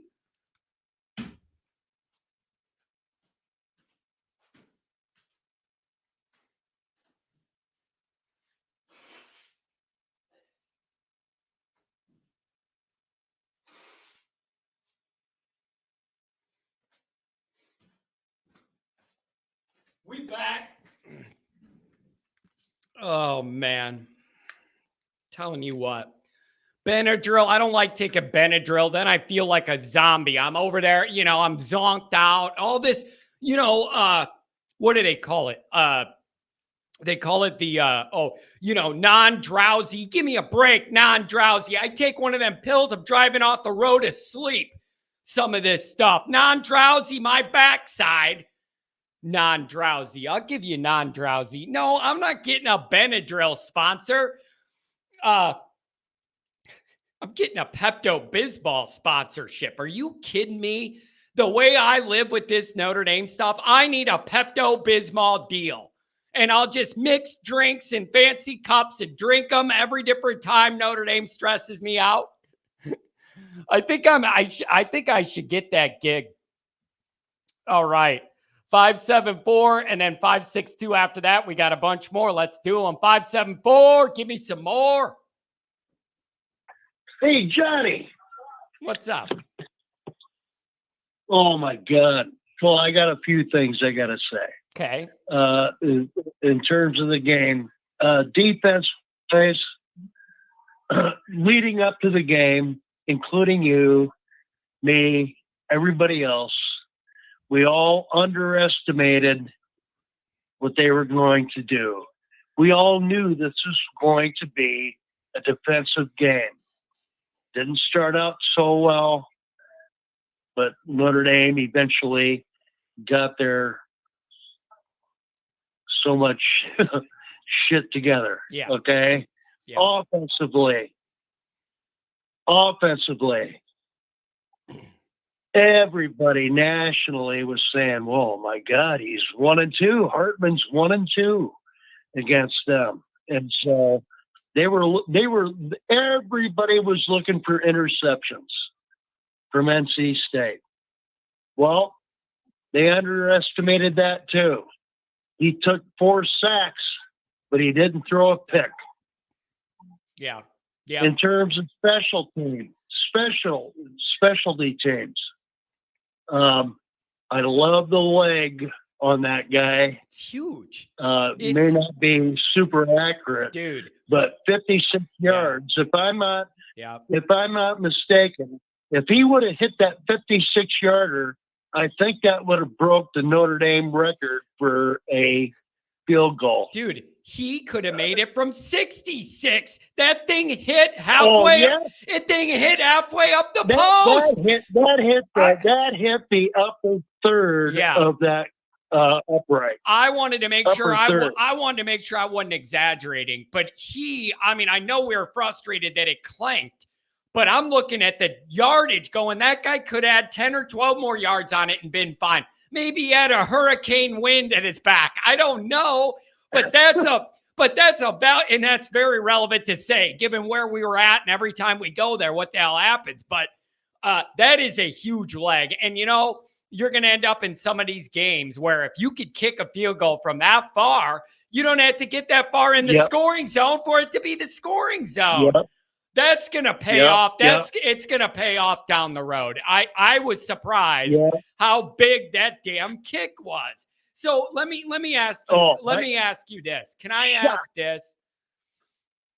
I want to know, just from this game and what you watched, does it make you feel better about the Ohio State matchup or worse, or you're kind of in the middle? Just off this one game, do you feel better about the Notre Dame game against them or worse? I was worried about the defense. I was ecstatic about the secondary and the linebacker. And the biggest surprise, I was watching him. Well, you can't miss him because of the hair. But Luafau was all over that field. And he's playing the way that I've always wanted him to play. He locked in, and he hits. He hits. I love it. The whole defense was hitting. I loved it. Wrapping guys up. You know, they had some miscues and all that. But in terms of defense, I'm a lot more calm about what they're able to do, and I don't think we've seen what they can do yet. Yeah. In terms of the offense, I don't think we've seen half of what they can do yet. They're holding. Marcus Freeman is holding things back. He's holding things back. But the biggest thing, you know what I loved about Marcus Freeman today? Him was when he went yelling at the out refs. there on the field, Yep. Me too. out there on the field and Me getting too. in their face. Yep. I loved it. Yep. Loved it. Prior to my Twitter ban, I tweeted, "Get him, Marcus." That's it. That's all the tweet was. I just said, "Get him, Marcus." Go. Like, I love it, man. That guy, I just like his vibe. He is hard to not like. Like, he is just a hard guy to not like. Even if you hate Notre Dame, he is a hard guy to not like. Even people that hate us admit, yeah, he's such a classy, nice guy. It pisses them off. It's easier to not like Notre Dame when it's Kelly over there. It's hard to not like this guy. No, he fights for his team. The former coach, I'm not going to name him. Yeah. I'm not going to name him. Yeah, nobody will know what you're referencing. Yeah, I like it. Well, I tell you what, he made my Labor Day. I'll tell you that. Oh, yeah, I had me to too. work that day. Oh, He made my Labor Day when I came home and watched that. I was tired the next day, but I woke up with a big smile on my face. I know. And I know that's petty, and I don't care. like I totally understand that that's petty to take joy in that. I don't care. I do not give two shits. Oh. It made my weekend, and I don't care what anybody says. All right? Like, I want to make the show about Notre Dame, but I enjoyed the hell out of that. I did not care. I didn't care either. What you posted earlier this week, I absolutely loved it. Loved it. Yeah, I know. It's Loved fun. it. It's fun, man. Hey, you know how else I look at this, man? Notre Dame in Nebraska used to being like just trolled to oblivion, made fun of on social media every single week. It's something. I am sick of that always being at our expense. If I see a little crack of daylight, I could get in there on our behalf on somebody else and pile on them. I'm going to do it, damn it. And I don't feel bad about it at all. At all. All right. I got to tell you this. I've seen two generations of fantastic Notre Dame football. I'm 64. When I was like 6 years old, here comes Eric Parsegian. And I will never, ever forget this. I was 10 years old. The Notre Dame offense, I can't remember who it was. I want to say it was Michigan State. The offense sucked. And he pulled the entire offense off the field and put the second string in. And he kept them in there the whole first half. And it was, and everybody was thinking, well, in the second half, he's definitely going to put the first string in. No. Yeah. He didn't do it. Didn't need to. He let the second string in, and he made a point. Either you play or you're going to get benched. Yeah. You either play or you're not going to play. Yeah, you're not going to play. Yeah. I want the best out of every person on that team. Well, now that leads me to that leads me down a path. I will never ever forget that. That what a call. Yeah. That leads me What a call. Yeah. I mean, that's that's leadership, and you do it if you know you can press those buttons. That leads me down to the next path here. You're talking about accountability, doing what you need to do. What are you looking to see Notre Dame clean up against Central to get primed for what's coming after that? Like, what is on your list for this week? Or are you looking at it as we're going to outrun these guys like we did the first two opponents, and there isn't much I could take? But if there is, what do you want to see them tighten up next week? Other than the penalties, that's obvious. Yeah. Well, that was the penalty wise. Well, there were a lot of questionable things. The grazing of the helmet on the quarterback was a bunch of BS. I couldn't even believe it. On that replay, I was expecting to see our guy literally hit him late or spear him or have him on the ground or something. His pinky brushes on the guy's helmet, and the ACC guy couldn't wait to throw that flag. Just couldn't wait. Oh, yeah. Oh, yeah. He already had his hand on that flag. Oh, man. Hey, you know what else pissed me off? Now you just triggered me. You know what else pissed me off about these refs? See if any of you guys take a Xanax. See if any of take you a Xanax. Yeah, John. I don't take have a Xanax. I don't have any gummies. Everybody's saying I need gummies. I don't have any. Listen, here's what pissed me off. You know, I joke about, you know, the refs wanting to make it about themselves and them taking liberties at Notre Dame's expense and with some of these calls. That ref throwing the flag behind his back, I'm telling you right now, I didn't like it. That's the ref trying to make it about him and how cool and important he is. I didn't appreciate that behind the back throw. I ain't bullshitting you. I didn't like that shit. You're saying I'm making it about me. Look at me. I'm the cool one out here. I didn't appreciate it. He's trying to make it about him. I didn't care for it. Oh, I got to tell you, this is off. This is completely off of what happened on the field in the first half. Well, not the first half, but when they did the weather delay, was when the Notre Dame team.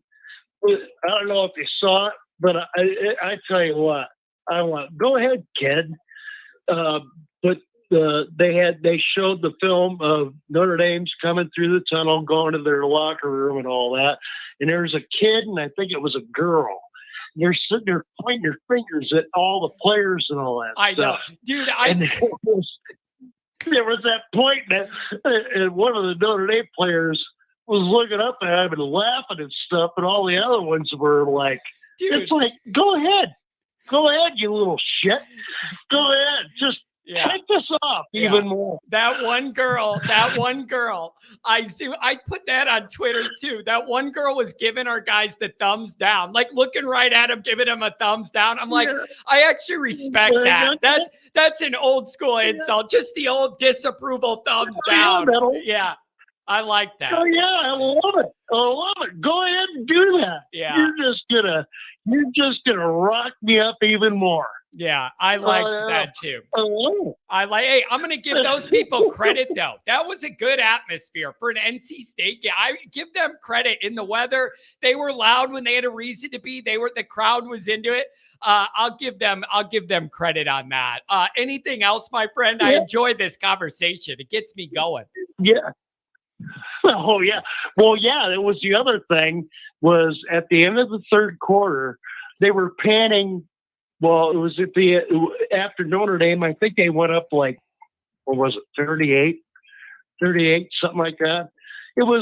They panned kind of, you could see it in the background. It was like half the stadium was full. Yeah. It was like they were gone. Yeah. And I'm like, oh my God, this is unbelievable. Dude, you know what I By didn't the time get? the game ended, it was empty. Here's what I didn't get. You do the rain delay, and then they tell people if you want to go to your cars, you could go back, you could get re-entry, which you can't do at any other game in decent weather. Why were people jamming in the concourse? I would have went to my car, had 6 more beers, and then went back to the game. That would have gave me exactly the opportunity I wanted. Like, I don't know why I'd jam in there with a million strangers instead of go back to my car, drink my beer, and come back. but that's just me. Maybe I have different priorities. It just proved to me that there are truly, truly fair weather fans. Yeah. Fair weather fans. Yeah, get out of there, man. Hey, I really appreciate the call, my friend. You got a local number. If you're going to the game next week, come to the tailgate. Well, I talked to you earlier in the week. My plans are to be there. I'm gonna drag a friend of mine. We're gonna be there, and I'm gonna introduce myself to you because I'm telling you, I love your show. You get me pumped up. I need a Xanax. Yeah. I need a Xanax. Hey, I don't want to get anybody else worked up. I want to absorb. I want to be the outlet of all that. So you guys have good hairlines and blood pressure when you go for your checkup. All right. That's what I want. No, hey, I'm bald. I'm bald, man. I'm a bald guy. Many years of living through Brian Kelly and all that. Well, all the disasters, all these years. But I'm telling you right now, this is the closest that we have been in decades since Lou Holtz of making it a reality of winning that natty. There you go. Hey, I'm telling you, a man of experience. I've seen it. Yeah. I've seen it through several coaches. Yeah, and it's on and off. It's on and off the field. I want to be there. Yeah. I want to be there that day when we get the natty and you finally have lived it. Man, I want to be there. I will probably, I'll be honest with you. And we got 562-269-574-707 going to be the next block up. I will honestly probably, if that ever happened, get on here live and just cry like of joy. I would. I'd be out of my mind. I'd get on here and go, this is what all these years have been for. All those angry moments. This is the payoff. And I'd want to be with you guys. And it'd be a party and I'd go live all night. It'd go till the sun came up. All night. Whoever wanted to stop it, it'd be all night. We'd go through the whole night. So there's a goal. I'm telling you, my man, the day is close. Oh, I hope you're close. Right. Man, I hope you're right. Hey, listen, have a good one. Enjoy the game. I know I'm right. I know I'm right. And it is coming. Man, it is coming soon. I'm going to hold that to you. I'm going to hold that to you, man. But it's a vibe. It's on the field and off the field. They both have to match up. The vibe around the coach and all that has to be in a good spot for Notre Dame to do anything too. And I think you have that with Freeman. He's supremely likable and humble, and I want to see him succeed. Hey, man, I'll see you next week, brother. Have a good night. Hey, God love you.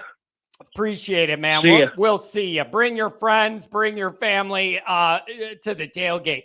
562, I am conversing with you.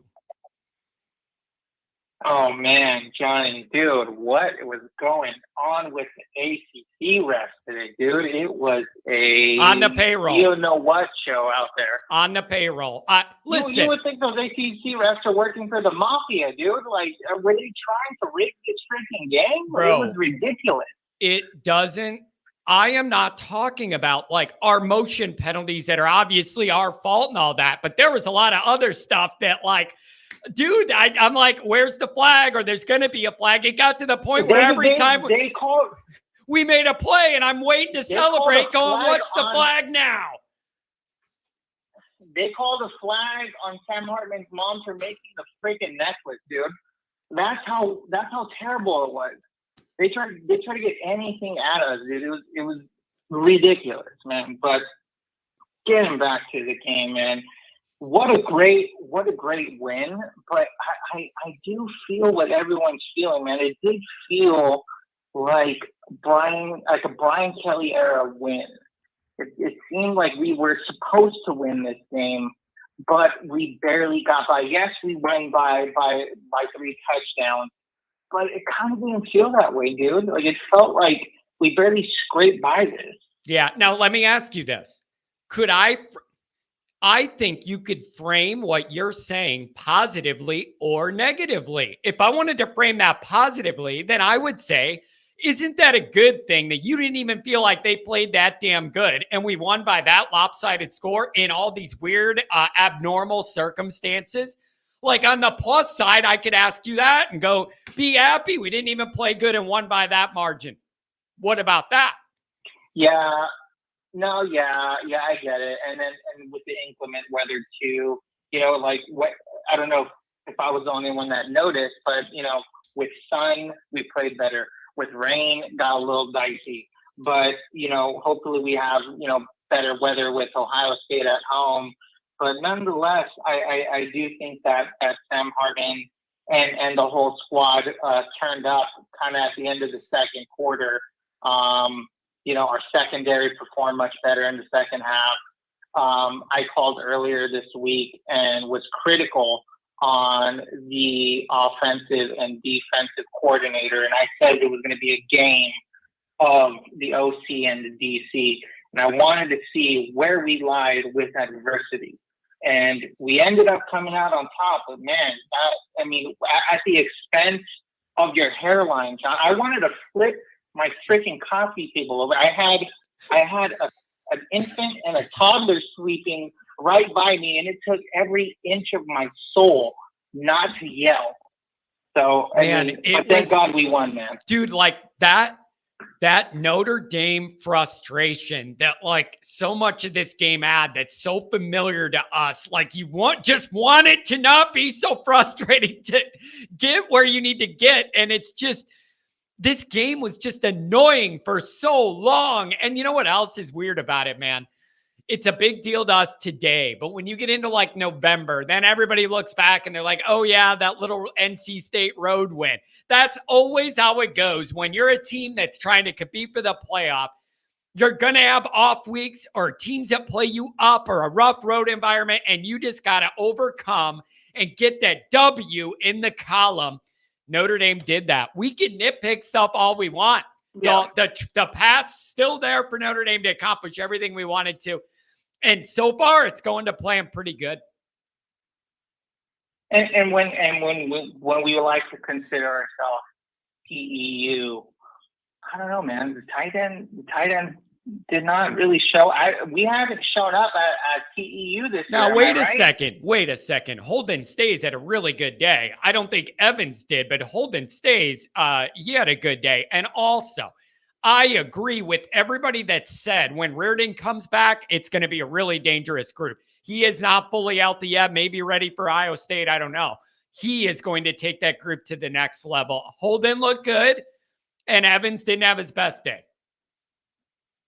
Well, I guess I'm just used to Mikey Mayer just turning up on the field for us. So well, now here's the other part. Critical there. Here's the other part, man. I thought about this too. A part of it is last year, he was pretty much the whole passing offense, the number one target, the guy you look for on a critical down. Now I think they don't feel like it has to be that, and it couldn't be because you don't have that guy anymore. So I feel like it isn't all about like all eyes are not on the tight end like it was last year because he had to be the guy you throw the ball to. So I think that group will get better, especially when Reardon's back healthy. So do you feel better about the Ohio State matchup or worse based on what you saw today? You tweeted earlier today, like, I'm paraphrasing, where you were like saying something like, hey, is this like a good test to see like us walking into Ohio State and how we might perform? I think it was a good test. And like I said, when I called earlier this week, I think it was like Wednesday or Monday, whatever day it was, I said, make no mistake, there is no ranking by their name, but they have athletes. And they loaded the box. Their secondary was great.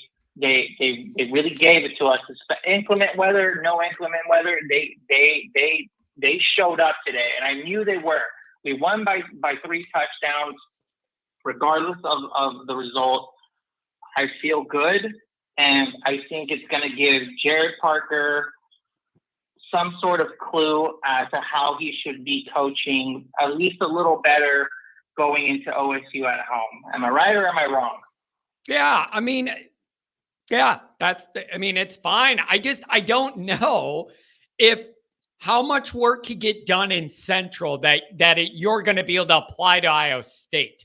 Like, that's what I want to know. Is it more just cleaning up the operation, or is there anything that you could actually build on next week for Ohio State? Or was that all had to be this week because it was the only physical matchup before them? I don't know.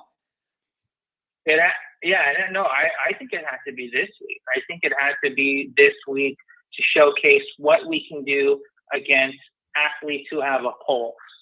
And, Navy, Tennessee State, Central Michigan, those guys, no knock on them, but they're not going to be the teams to really showcase what our talent truly is. We can smash those teams, but it's going to be teams like today or Ohio State or the next 5 freaking weeks after that that's really going to dictate where we truly land from a national perspective. Yeah. Yep. And listen, man, the best you could do is win next week, stay healthy, and then we just build everything up for Ohio State and we all pile in there in green and everything that could go for Notre Dame before that game would be going for Notre Dame. And you get them at home. You may have a quarterback advantage. When can you say that? Notre Dame against Ohio State. So I don't know, man, but I'm excited. So far, Notre Dame's season has gone exactly according to plan for the most part. And I am not used to saying that. Yeah, no, I agree. But either way, we won the game. We did what we had to do. We took care of business. I just wanted to get on your platform to, let out my stress and tell you how I feel and kind of vent to my therapist, which would be you, my Notre Dame therapist. Yeah, I was going to say, I'm going to send you a bill for that therapy session, man. Like I'm going to send you a bill for that one. Irish therapy. But man, I really appreciate it. I want you to enjoy Texas and Alabama tonight and then hate watching USC on the late window. Okay. Oh, I will. I will. All right. Go Irish, buddy. Thanks for my call. Go Irish. I like that. Oh, man. Jeff says, hey, JK, listen. Hartman has one more easy one. Then we'll see how good he is against Ohio State. ... Yeah, absolutely. Absolutely. You bring Hartman in here for a couple reasons, in my opinion. To give you a better chance to win the big games and to build you more margin of error to beat the tier 2 teams. That's how it works when you have a quarterback of a different level. It gives you more margin to mess around and still win lower level games.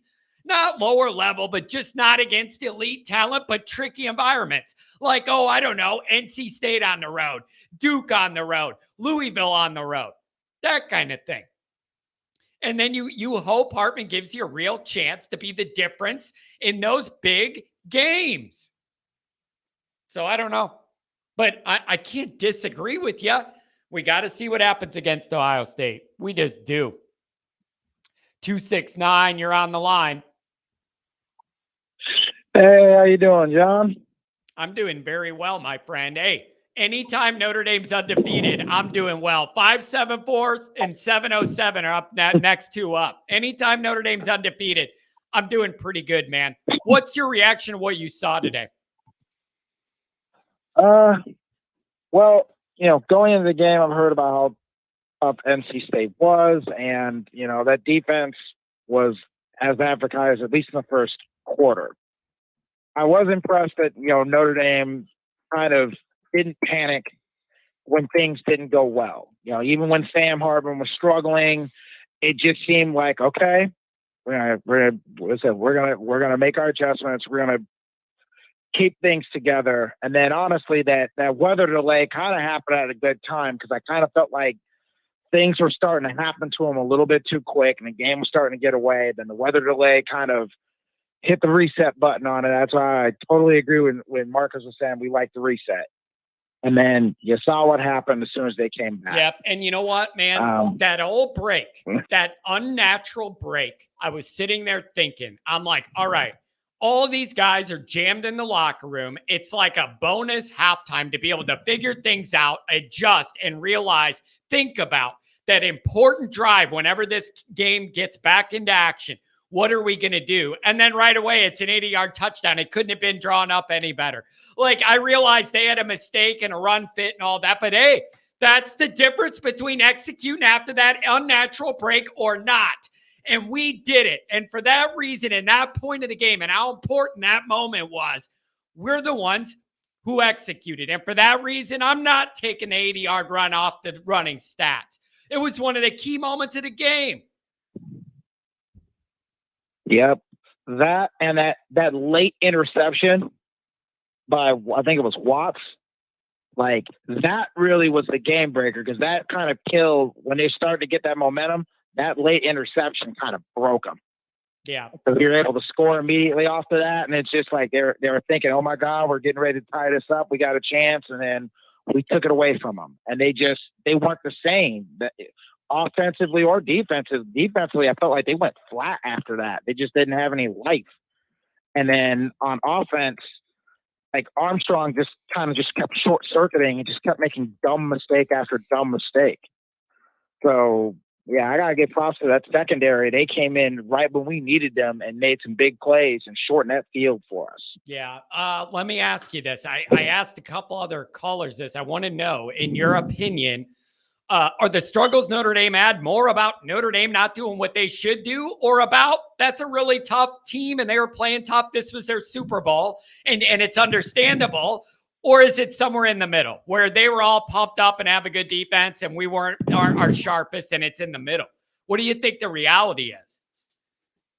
I think reality is it is kind of in the middle. I mean, you had kind of a weird game and the routine wasn't the same.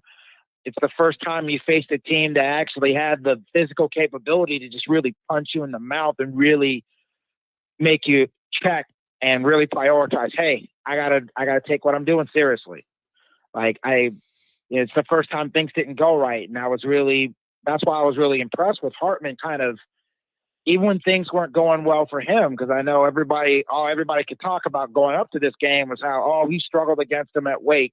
And he had to put the team on his back even when he was at Wake. And I noticed he kind of looked around and realized, I don't have to do that this time. Yeah. I can hand this ball off to this running back. I can, dump this out to the flat to my tight end. I don't have to put the team on my back. And I feel like once he realized he could do that, he's like, dude, we're good. And I feel like I think towards the tail end, it almost was like he got the monkey off of his back. He finally exercised his demons with NC State, whatever. And you know what else too? I could see that being a challenge for him. And the reason why is when he was doing what he was doing at Wake, especially against this team, he was the entire offense. He threw the ball almost just under 100 times in the last 2 games against them.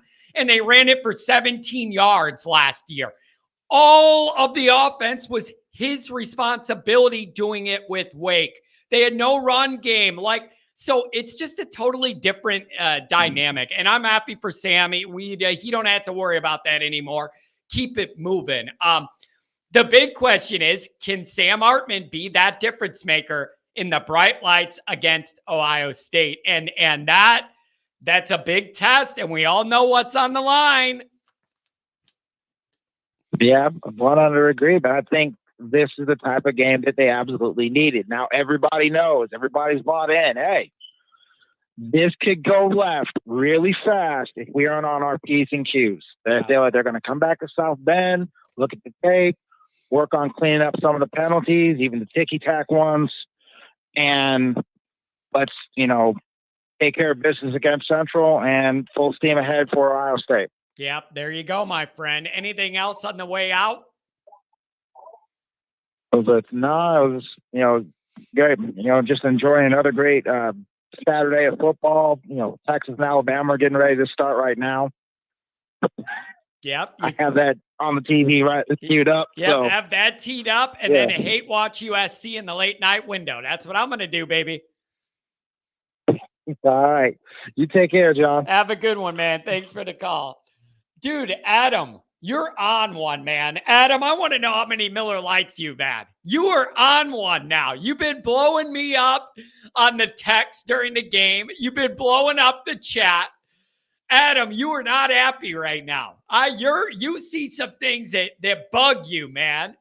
You're going to have a rough 2 weeks here until this Ohio State game. Adam's all worked up today. I don't know if it's the Miller Lights or Notre Dame or both. Oh, 707. Talking to you puts me in heaven. What's going on? What's up, John? Sounds like Adam's an angry drunk. Adam he's fired up today. I don't know what all game he was texting me with the laundry list. So, hey man, you've heard all the chat. You watched the game, obviously. What do you think the reality is? You're a long time Notre Dame guy. What should the reality be? How should we be feeling and processing today? I don't understand people that aren't happy with the game today. I don't get it because they played very good. I mean, the first two possessions, yeah, they struggled because it was loud. You know, there was a loud crowd there. They were intimidated to a little bit of an extent. But then in that third, I think they started to get like 10-yard pops of runs again. And all of a sudden, and that girl they called that said Spindler and what's his name? Fisher. I mean, those guys played great today. You know, they had to play Tyree getting forced out of bounds and then coming back in to catch. He had all day to throw it, and he made a 65-yard play out of it. So, I mean, Merriweather went over the middle and caught a nice catch. That tells me a lot about him being able to go over the middle. That gives me hope that he can be a gamer, you know? Yeah, and I don't know if this matters to people or not, but I liked him getting involved in that way with that kind of catch more than just like a lame player out to the flat and he's out of bounds and it's a 3-yard gain, but they want to get him a catch. Like, I like the idea that it was in that kind of play too.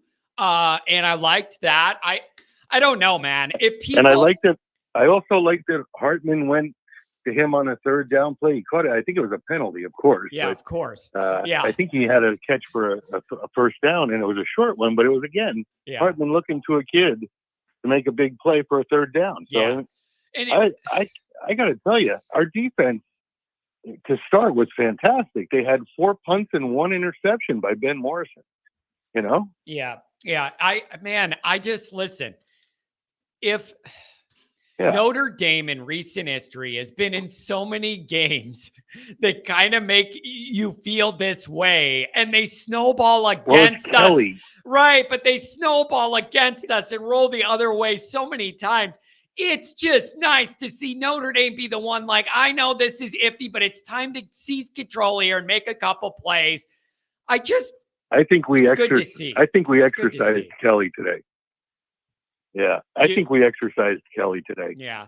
Today was like the final, separation, like, because we all know that if Kelly was the head coach, this would have been a game that we probably would have lost, and we wound up running away.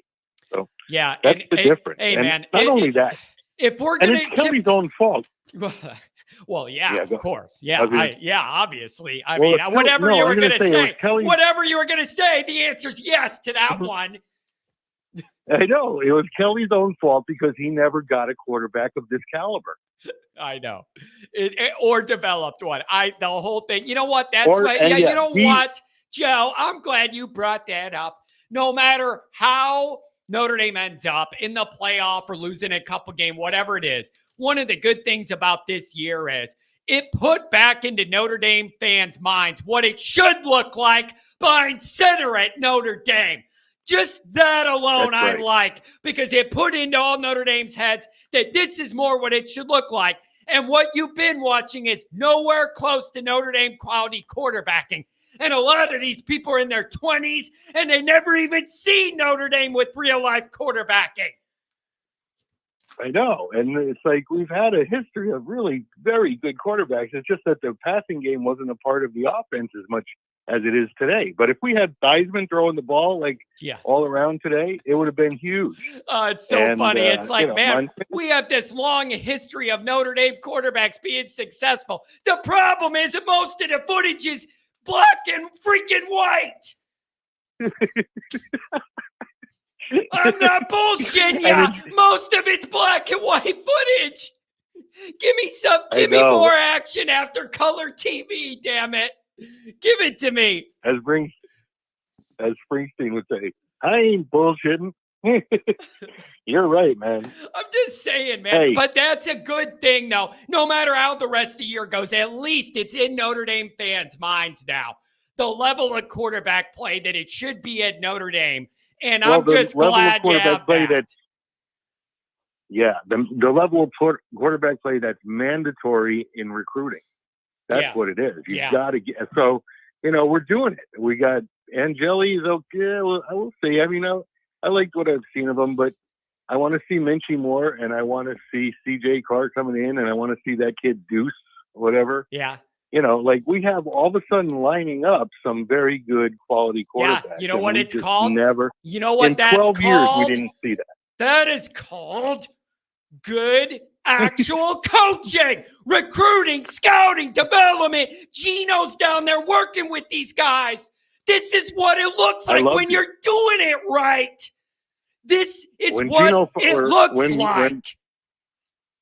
When Hartman fumbled, I liked that Gino wasn't thrilled. Like he rolled his eyes I after saw that. he said something Yeah. to Hartman. I saw Hartman it. answered him and he Yeah. rolled his eyes. I saw it too. I loved like that guy. He is hands-on and he's working with the offense. No matter whether it's good or bad, he's working with them, not smothering them, but working with them. I love that. But this is what it looks like when you're starting to handle that all right. Yeah, I remember him as a player in college. So I remember when we made that hire, I told you right off the bat, that's going to be a great thing. But also because of, not a lot of also people because of the even fact knew the guy's name. And you were telling me, John, I like this. I've read and see, I like this. You were on that boat early, and I need to give you credit for that, sir.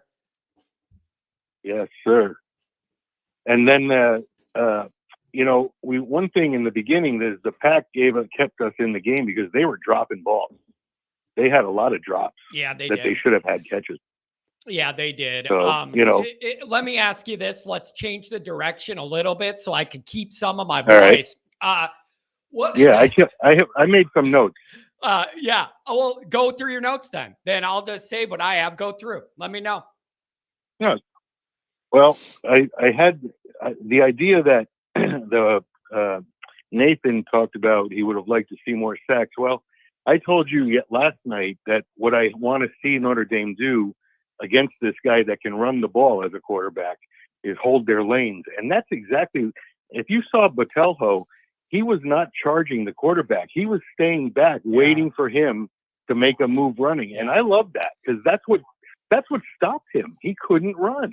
And that's what his best thing was, is to off the cuff kind of make these plays that make them get momentum. But Notre Dame, Golden had them maintaining their lanes all day.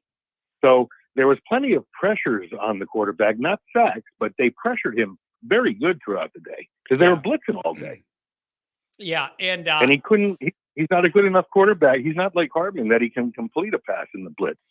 Yeah, it's just, I am totally open to any complaint about how Notre Dame plays and needs to clean things up when they're undefeated and the first 3 games haven't been close. Like, I am totally open to us talk about anything we need to do better.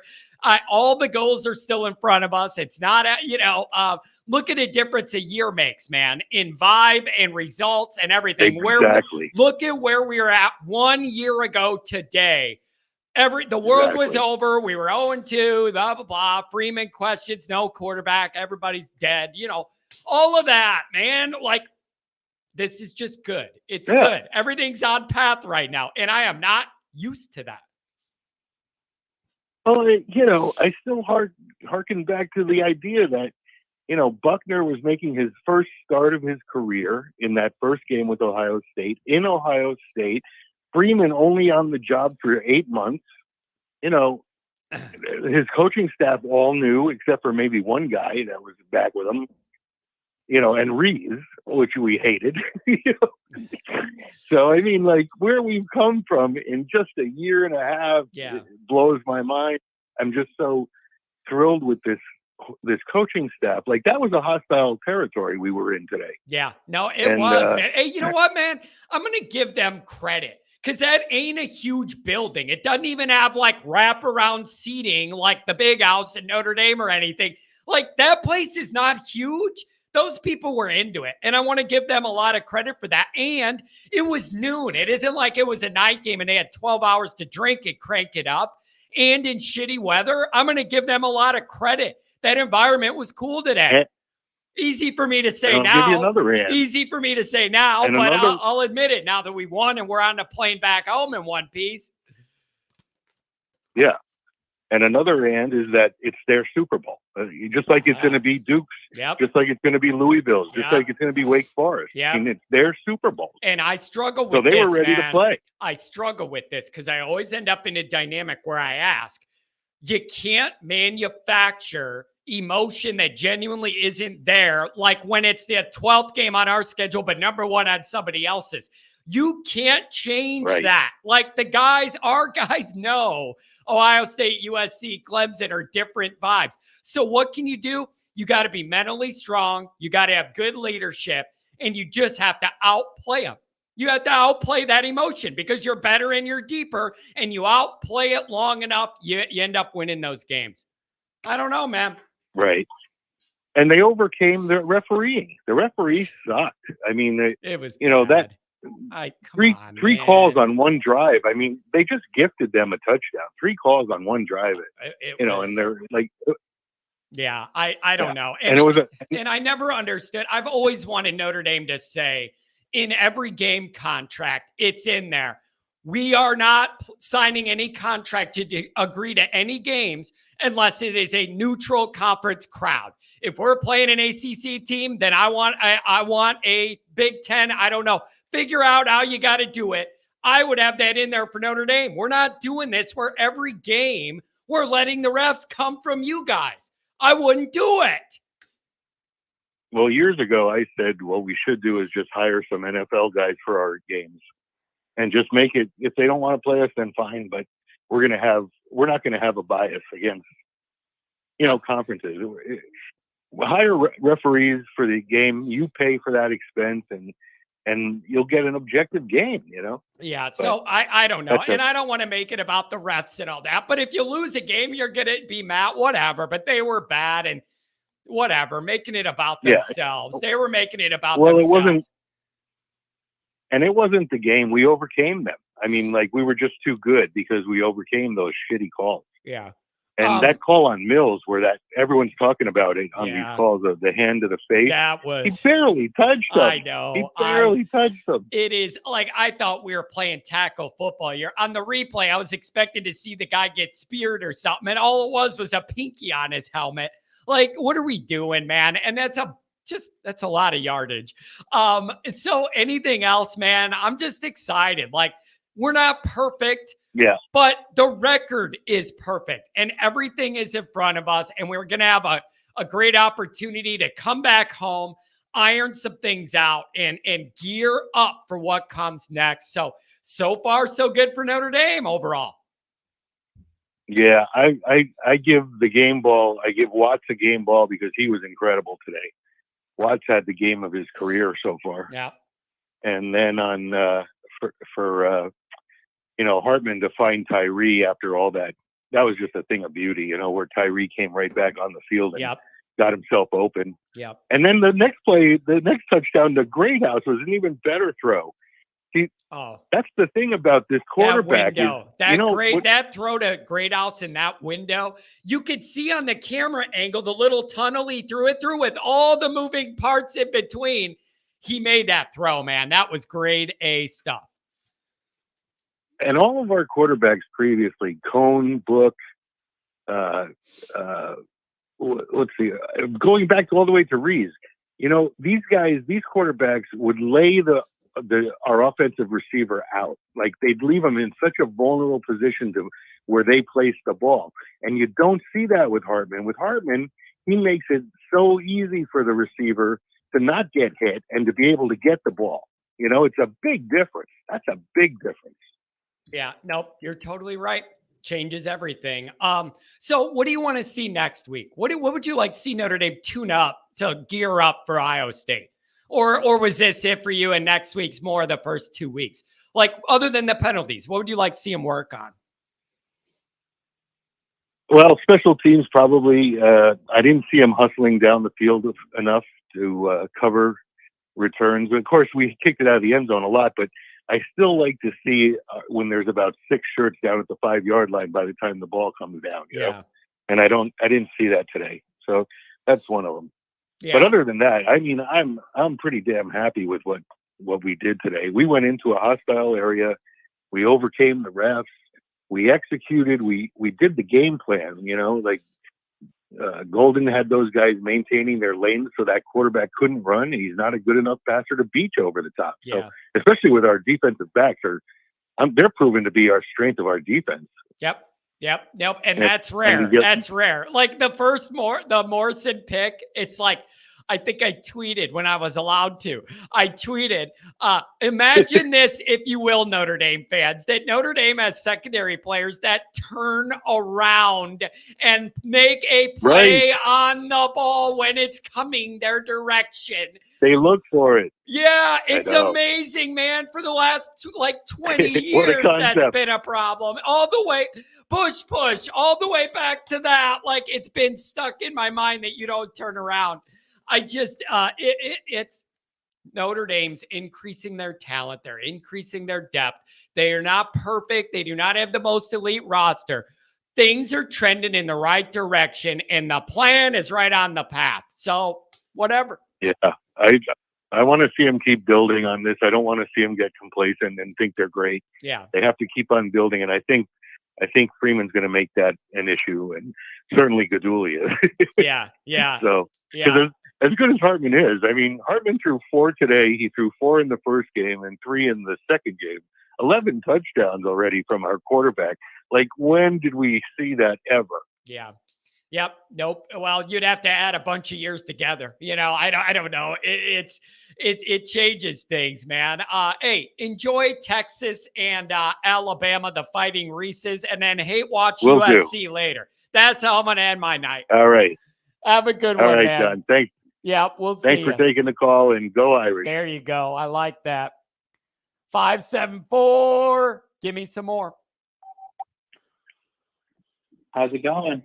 It's going very well. Notre Dame's undefeated. None of the games have been close. We have a winnable game at home, and then Ohio State coming. Things are pretty good in Notre Dame land overall. Yes. Now, this game, had me worried a little bit at first. Like in the beginning, that slow start. And then, Hartman getting hit, you worry about him like getting hurt or something. But later, I was like, I think they're going to come on. I think they're going to play, hard, they're going to play tough and they're going to make adjustments. But then by the time, you had that delay over there, I think that helped even more. That kind of, we started like moving the ball. We made adjustments, that 80-yard estimate ran for 80 yards. That was a great run. Yep. Hey, somebody needed to make a play. You went into that rain delay and it was a sticky, tricky moment of the game. And it's like, somebody's got to seize momentum. You're at this critical part. And we did. We made the play and they didn't. All it takes is one guy to be out of that run fit or in the wrong gap or whatever, and it's over. So, and you know what else? Estimate takes a lot of shit for not being fast enough to break away and score on his big runs. I'm glad to see for him that he was able to rumble that baby all the way. Oh, yeah, for sure. I've never seen – he's pretty fast. I've never seen him do that before. It's my first time, seeing him actually, run that fast. For a big guy, that's impressive, Yeah. But all around, I'm really happy. Win's a win. We went on the road. We got the job done, and of course, there's a lot of stuff that I didn't like. The old line didn't really look too good. I mean, they looked all right, but at times they were just too loose. Yeah. That's something they probably need to work on. So based off this game, when you consider the whole day and all that went into it, the final score, but the frustrations, do you feel better about Ohio State, worse, or about the same? I honestly think I feel a lot better because as long as we, our main focus is to, obviously we got Central Michigan next, but Yeah. And the you know main what else? focus You know is, what else too? fixing all the wrongs. I want to make sure Dr. John put in here, we're talking about Ohio State. You still got to make sure you don't marshal yourselves next week. Like, I'm not forgetting about that. I just feel like with what I've seen from Notre Dame, they should be able to handle this one next week. I do not want to overlook them, though. Notre Dame fans should know more than anybody. We can lose any damn game that's played. So I don't want to get ahead of myself in that regard. But I think I've seen enough to feel confident Notre Dame's going to handle it at home this year. But I don't want to get ahead of myself. But I do want to ask you, big picture, if it moved the needle. Yeah, I definitely think it does. Now, I'm not saying, because I'm certainly not overlooking, Central Michigan either, Definitely got to take one game at a time, but definitely it could be something they could work on if they, like with the O-line, like I was saying, there's a lot of times where I've seen they're just too loose they're just too loose.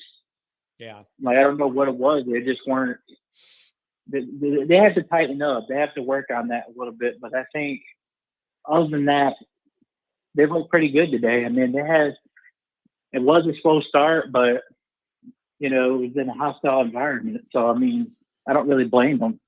They did their job, and yeah, your job is to came out overcome that. victorious. That was their Super Bowl at their home field in front of their people with weather that theoretically could have benefited them in some way. You got to survive that. And that's what good teams do. And that's what good leaders on your team do, from the head coach to the quarterback to the defense. And Notre Dame was able to do that. And I've seen them not do that so many times in my Notre Dame history that I like it. I think things are going good, man. We're right on track, and we get to go back home next week. Everybody will be in a good mood at the tailgate. If we lost this game, my tailgate next week may as well be a wake service. Yeah. You got to try to avoid that, But yeah, all around, like I was saying, I've never, because I'm in my 20s, and I've never seen Notre Dame team like this. Like, I wasn't around when Lou Holtz was around, so it's kind of nice to be able to see that for the first time in my life. Yeah, Yeah, I could imagine. And this is what it looks like. This is what Notre Dame's quarterback should be like every single year. They should be in this ballpark of capabilities. Maybe even more elite, maybe a notch below, but in that ballpark. That's where Notre Dame needs to operate all the time. And I'm fairly confident that with the recruiting and development we have now, that might be our new reality. But I'd like to see it over time transpire. I want you to enjoy Texas, Alabama, and then hate watch USC tonight. All right? Alrighty, and one more thing. Can I just say one more thing? Yeah, sure. I just want to say that the refs are absolutely just terrible. Yeah, it was bad, dude. It seemed like every play, every snap. Bad. It was just bad. It got to the point where Notre Dame makes a play, and I can't be happy about it because I'm waiting to see where the flag's going to come from. Like, it was just bad, and I guess just be glad none of our guys got severely injured from anything dumb they called or didn't call and whatever, and we got the win. So, but they did a bad job. Yeah. They did a bad job.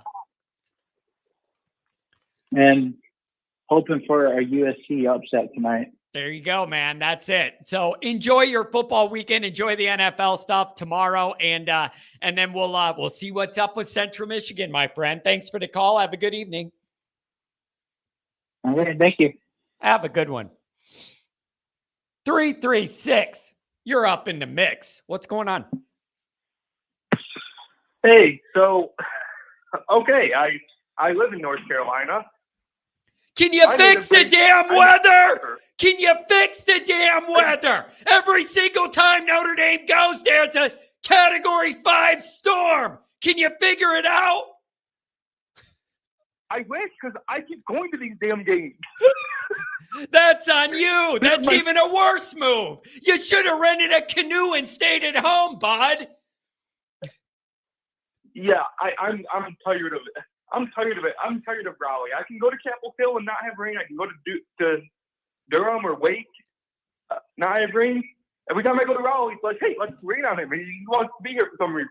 I mean, dude, is Raleigh like in the middle of some like weather zone in the air or something where all the elements combined right above Raleigh to dump on Notre Dame every handful of years or what? I don't know. Like, I looked at my phone. I bought a ticket this morning. I looked at my phone at 10 o'clock when I was buying the ticket. I'm like, all right. Says maybe it's like 9 o'clock. I'm like, all right. It says it'll rain till about 9:30, 10 o'clock, and then it'll be done until 9 p.m. I drive from Winston to Raleigh. I get there. I look at my phone. It's, 12 o'clock. It says it won't rain until 9 o'clock. I'm like, all right. I look at my phone at 1 o'clock as we're being evacuated, and it says it's not going to rain until 9 o'clock. I'm like, what the? Yeah, like what do I got to do? But dude, here's what I don't get. When they made people leave, but said you could come back with your ticket, why were people still just jammed into the little area that I would have went to my car, drank my beer, and came back fired up whenever that rain stopped? That's what I would have done. Is it a long walk? That's what I would have done. It's a bit of a walk, but it's also like it rained really hard.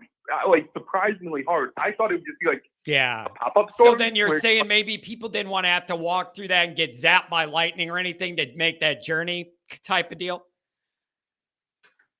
I don't think the lightning was concerned. I think the water. Yeah. People were like, I'm just going to sit here and not get drenched. Hey, man, how was that crowd? I want to know about that crowd. You're the first one who called who was actually at the game. They seem... for a stadium that isn't like a full wraparound 100,000 seater or whatever, when they had a reason, they were fired up in there. I want to give them a lot of credit. That's a fun little ACC road environment. That first quarter was kind of miserable. I will say this.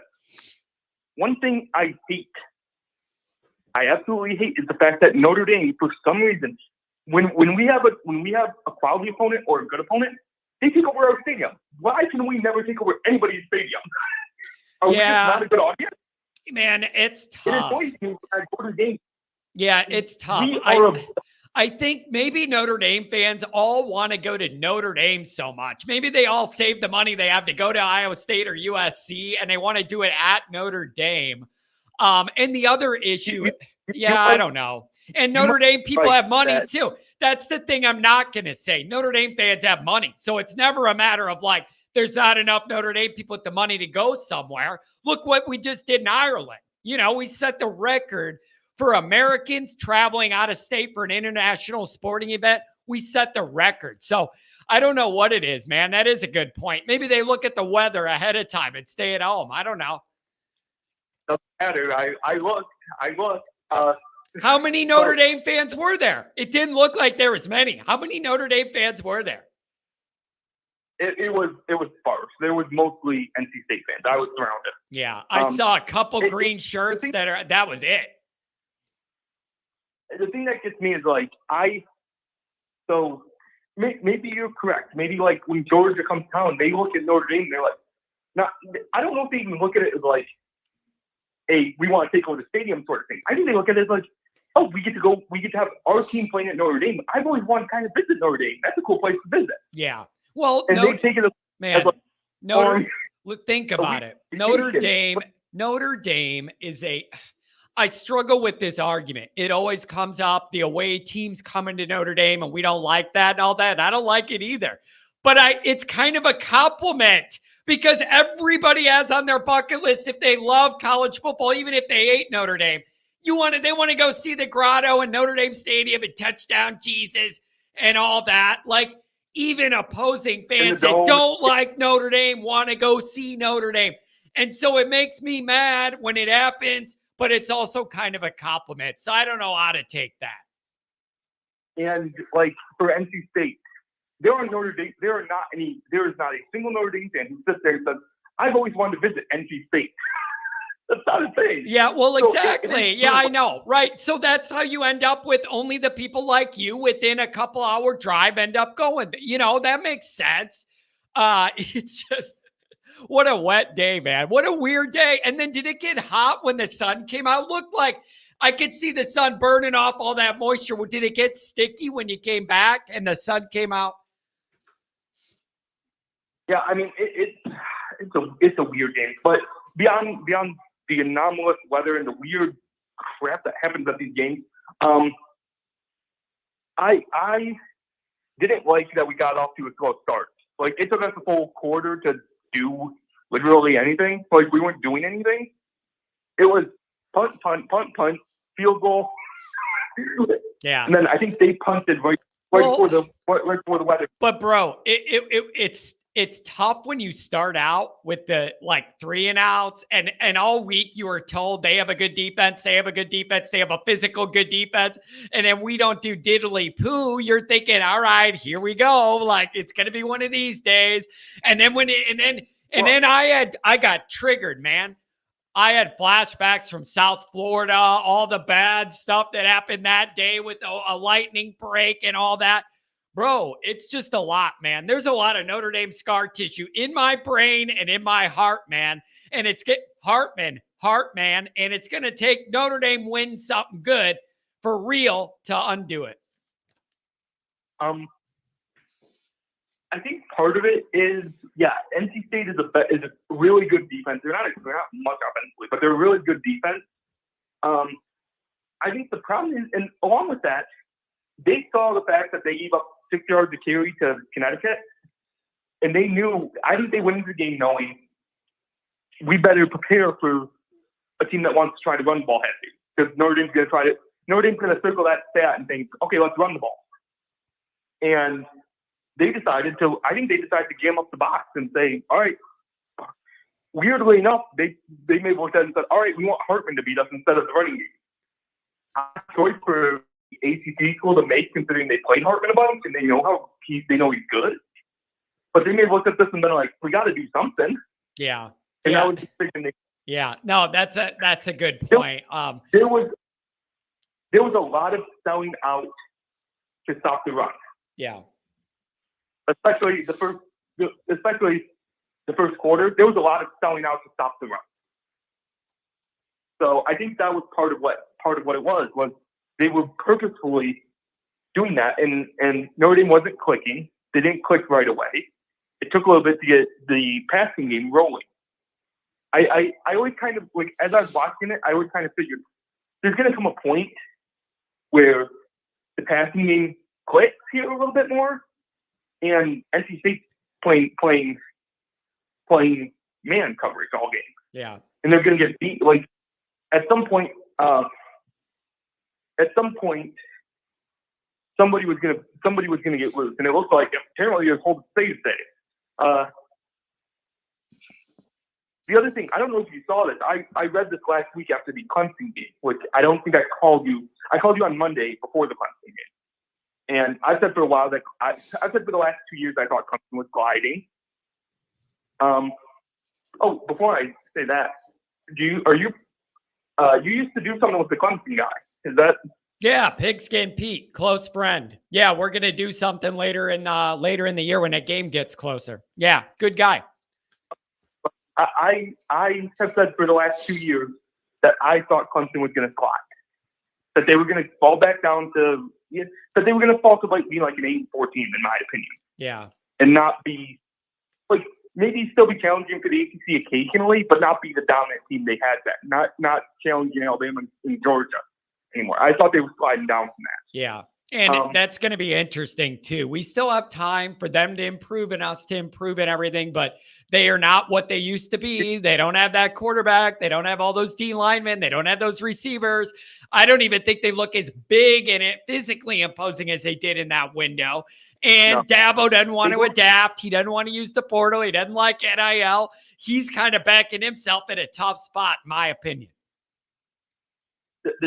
Their defense doesn't look as imposing as it used to be. Like, you'd walk out on the field and you'd see, like, who was it, Christian Wilkins and like those guys in the middle, and you're like, holy crap, how are we going to move that? Yeah, it looks different. And now It looks different. Yeah, it's going to be interesting, man. The other thing I was going to say with Clemson, though, is I read that Cade Klubnik, their quarterback, went to the same school, was the quarterback for Jaden Greathouse in high school. Yeah. The Jaden Greathouse, #1 receiver. And people would point out, like, maybe the credit that Klubnik was getting in high school, maybe it should have went to the other guy. Yeah. And not bad, but people were like, maybe that receiver was really good. And yeah, so it's interesting that they were teammates in high school. That Greathouse was there and undervalued there. Like he wasn't. I don't think he wasn't even Notre Dame's highest rated receiver recruit in the class. Yeah. I think Braylon James was. And I think that's because people were giving the credit to Klubnik. I remember Texas wanted to move Greathouse to tight end. Yeah. But it was, yeah, it's, I don't know. I think this was a good ramp up, like a good little increase in the skill level of the opponent and see what that does to the team. I'm a little nervous about the fact that it took us a while to get clicking, but once it got clicking, it really went. It really took off. In the first quarter, that Morrison, Benjamin Morrison, that long pass, he could have caught that. He could have intercepted that one. Yeah.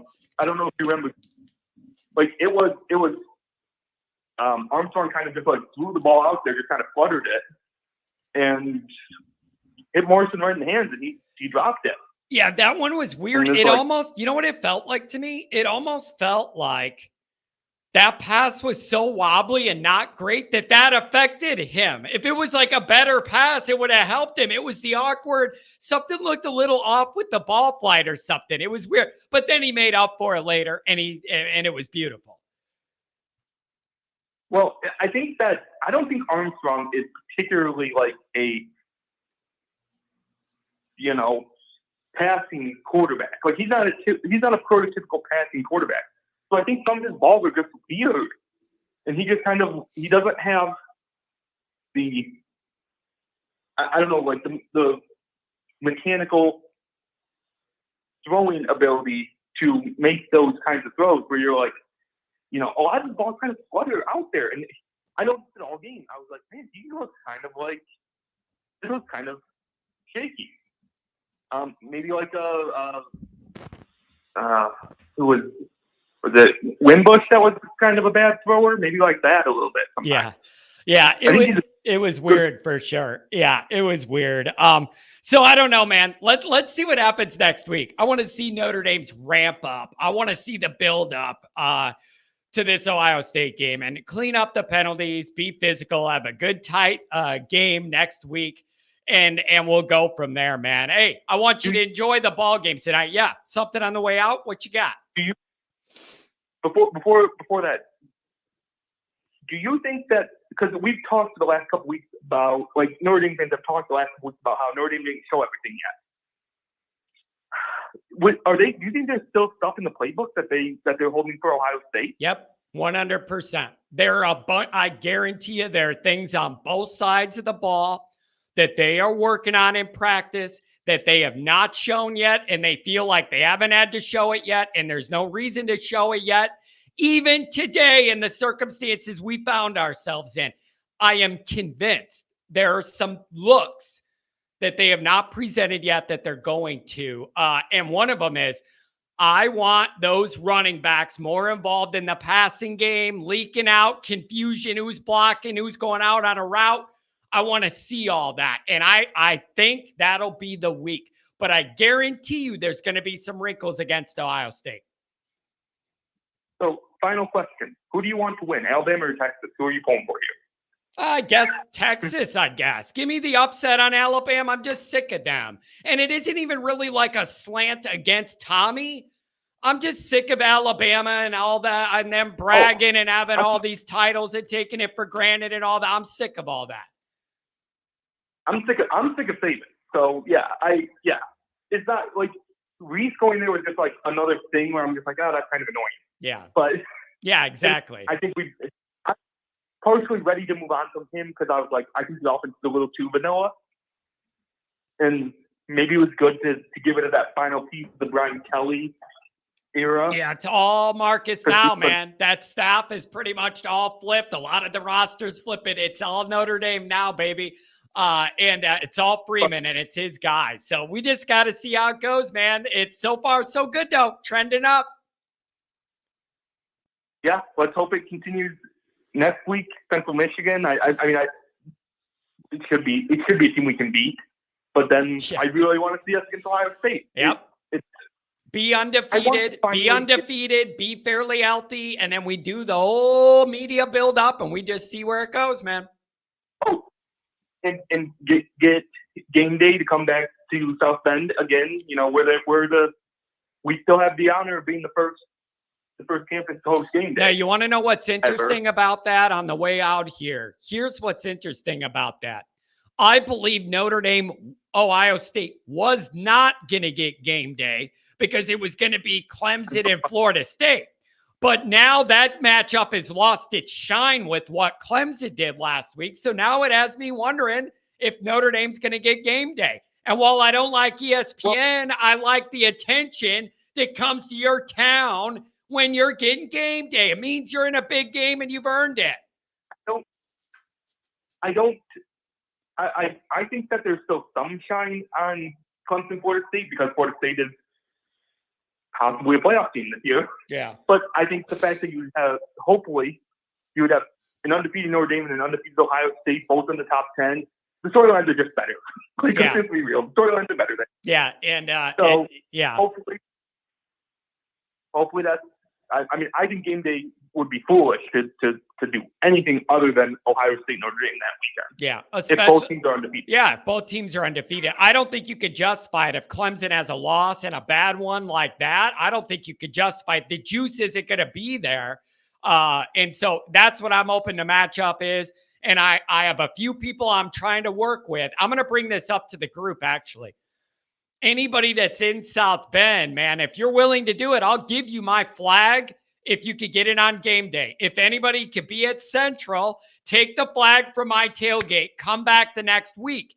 You can keep the flag. It's like $100 flag. I don't care. You can keep it. If anybody's willing to do that on my behalf, you can keep the flag and I'll make another one to get it on game day for that free promotion. Oh, John, you don't like ESPN. Yeah, that's exactly why I would like to use them for free national promotion. That doesn't mean I like them. It means I want to use them for that reason. So anybody who might be open to that, come to the tailgate, take that flag and get it on TV next week. All right. Well, I'll leave it at that. I'm hoping that, I'm hoping that we don't show too much in Central and just kind of we won't roll over them like we did. We won't, but I guarantee you they're going to have some wrinkles. Hey, man, thanks a lot. Enjoy the rest of football tonight and NFL tomorrow, right? Yeah. I mean, my NFL team already played. I'm a Lions fan. Oh, there you go. Yeah. Hey, man, the Bears fans around here didn't like seeing them get that first win there. I'm having a good weekend so far. I'm kind of like, this is a football rarity for me. Notre Dame winning, and then Detroit. I mean, I think they're supposed to win a lot of games this year, but beating Kansas City that's a big thing. Yeah, that was a big one. Hey, man, have a good rest of the weekend. You take care now. All right, sounds good. Have a good one. See ya. Oh man, you know what I wanted to do here? I wanted to make sure. I'm going to go through all of these super chats because there's a bunch of them. And I want to make sure I don't miss any. Like anybody who donated and I put them up, but I can't always read them because I'm talking to people and then other stuff happens. And I don't want to disrespect anybody who's ever donated $1 for the cause. $20 holler from Steve Perry. Isn't that a 70s musician or is that Joe Perry? Whatever. Johnny boy, plenty to be concerned about today, particularly O-line play. But there's a noticeable difference to this Notre Dame team, and it lies in red zone efficiency. I love it. Plenty to like in that regard. $2 holler, Mark with glasses. Dowling dog on Saturday. Phil, $2 holler. Hartman's got to get rid of the ball. No injury. Andrew Gilmore, first caller of the show. Feels like Feels like this show started when the game did 98 hours ago. You're doing a great job, John. Thanks for doing it. Call in. The intentional grounding was a terrible call. Yeah, add it to the damn list. And I appreciate Andrew saying thanks for doing a call in. I want to give you guys a voice. I sat there and I said, I got this Notre Dame show and whatever, but there's 10 more doing what I'm doing. How are you going to stand out? How are you going to offer the people something and do it in a way nobody else is doing it? I'm glad we came up with this idea. $10 holler from Adam Bowers. Man, the people that don't even comment and just give money, man, I love you. You don't even have a comment. You're just throwing me and saying, well, I like what you're doing. That means a lot to me. It honestly does. So that's a $10 holler. And then we got another 2 and another 2. Tim B, really appreciate you. $20 holler from the dinosaur. 3-0. Shaky start, but got it done. Called July 14th, said 4-0 with 4 blowouts. Asked your final record. You said 10-2, 1 up, 1 down. I think I still maintain that. I stated 12-0. Your friend T-Rex, New York accent. If you don't, I like that. Thanks for sharing that. Oh, man. $20 holler from John Fisher. $5 holler from Tim B. Thanks, John. The chat's rocking all game, and I love it. Oh, it's beautiful. I just like that surge. I get a little ticker that gives me the number of people watching, and it's on a delay. And I'll start a show, and it'll say like 0 or like 7. And I'm a few minutes in, and I'm like, bro, that cannot be right. Or my show fell off the earth. And then it kicks in. Everybody comes over, and we get it going. $5 holler from James. I'm excited for the tailgate, John. I get to meet you next Saturday. Can't wait. And also, the ACC refs are terrible. Who was it? Dr. John asked me to put a lot map up for the tailgate. That's definitely coming. So I will put out tweets after my 12-hour ban ends tomorrow and we get into the week. I will put out tweets with the picture showing the map. I'll post one on here too. And then if you're in that area at all, you're going to see my flag. There's no way you can miss it. No way you can miss it. $2 holler from Circa. $20 holler, $5 holler from Mark. I'll be your bail bondsman. Yeah, I appreciate that. I'm already going to have some security at the game next week. I got a couple bigger guys around just to make sure in case there's any Ohio State people that come a week early. I got to have security at this event. Watch Johnny's Blind Side. $50 holler from Donnie White. Donnie, you paid for the phone show. It ain't cheap. It ain't cheap. You paid for the phones, baby. Thank you. The $10 holler from Mike. MJH Irish. Mike, it's glad to have you back in the mix. Another one from Andrew Gilmore. Another one from Steven. $20 holler from the V1. Rotate V2. $20 holler. We win. I said the wide receiver was a concern. You're bringing a guy in like Hartman. It doesn't even matter. Yeah, we did that one. Listen, nobody's saying that wide receiver room is a finished product. That ain't it. It's just you hope they keep emerging, and you hope Sam Hartman keeps nudging them along in that direction with throws like that one through that tunnel window to Great House. Domer with the super sticker. Appreciate it very much, Domer. It means the world to me. Means the world to me. Really appreciate it. All right, everybody. Now it's time for Johnny Boy to write a couple articles and then maybe even do a recap show that I can post tomorrow morning. And if anybody is on Twitter the next day, recycle my stuff or retweet it. Tell people John's got stuff out, but he's not able to promote it on here. I think it's 12 hours, so I'll be out of I'll have the handcuffs off by tomorrow afternoon. I regret nothing. I got to go at these Ohio State people, and I didn't even say anything bad, but I'll serve my time, and we'll get out in 12 hours. Everybody enjoy the football the rest of the night, the NFL tomorrow. Things are trending up for Notre Dame, you guys. Notre Dame's undefeated. It ain't, the games haven't been close. We're fairly healthy. All right. Notre Dame's right on track. Good start. Better than most our years. Thanks again, everybody. There is no show without you. Have a good one.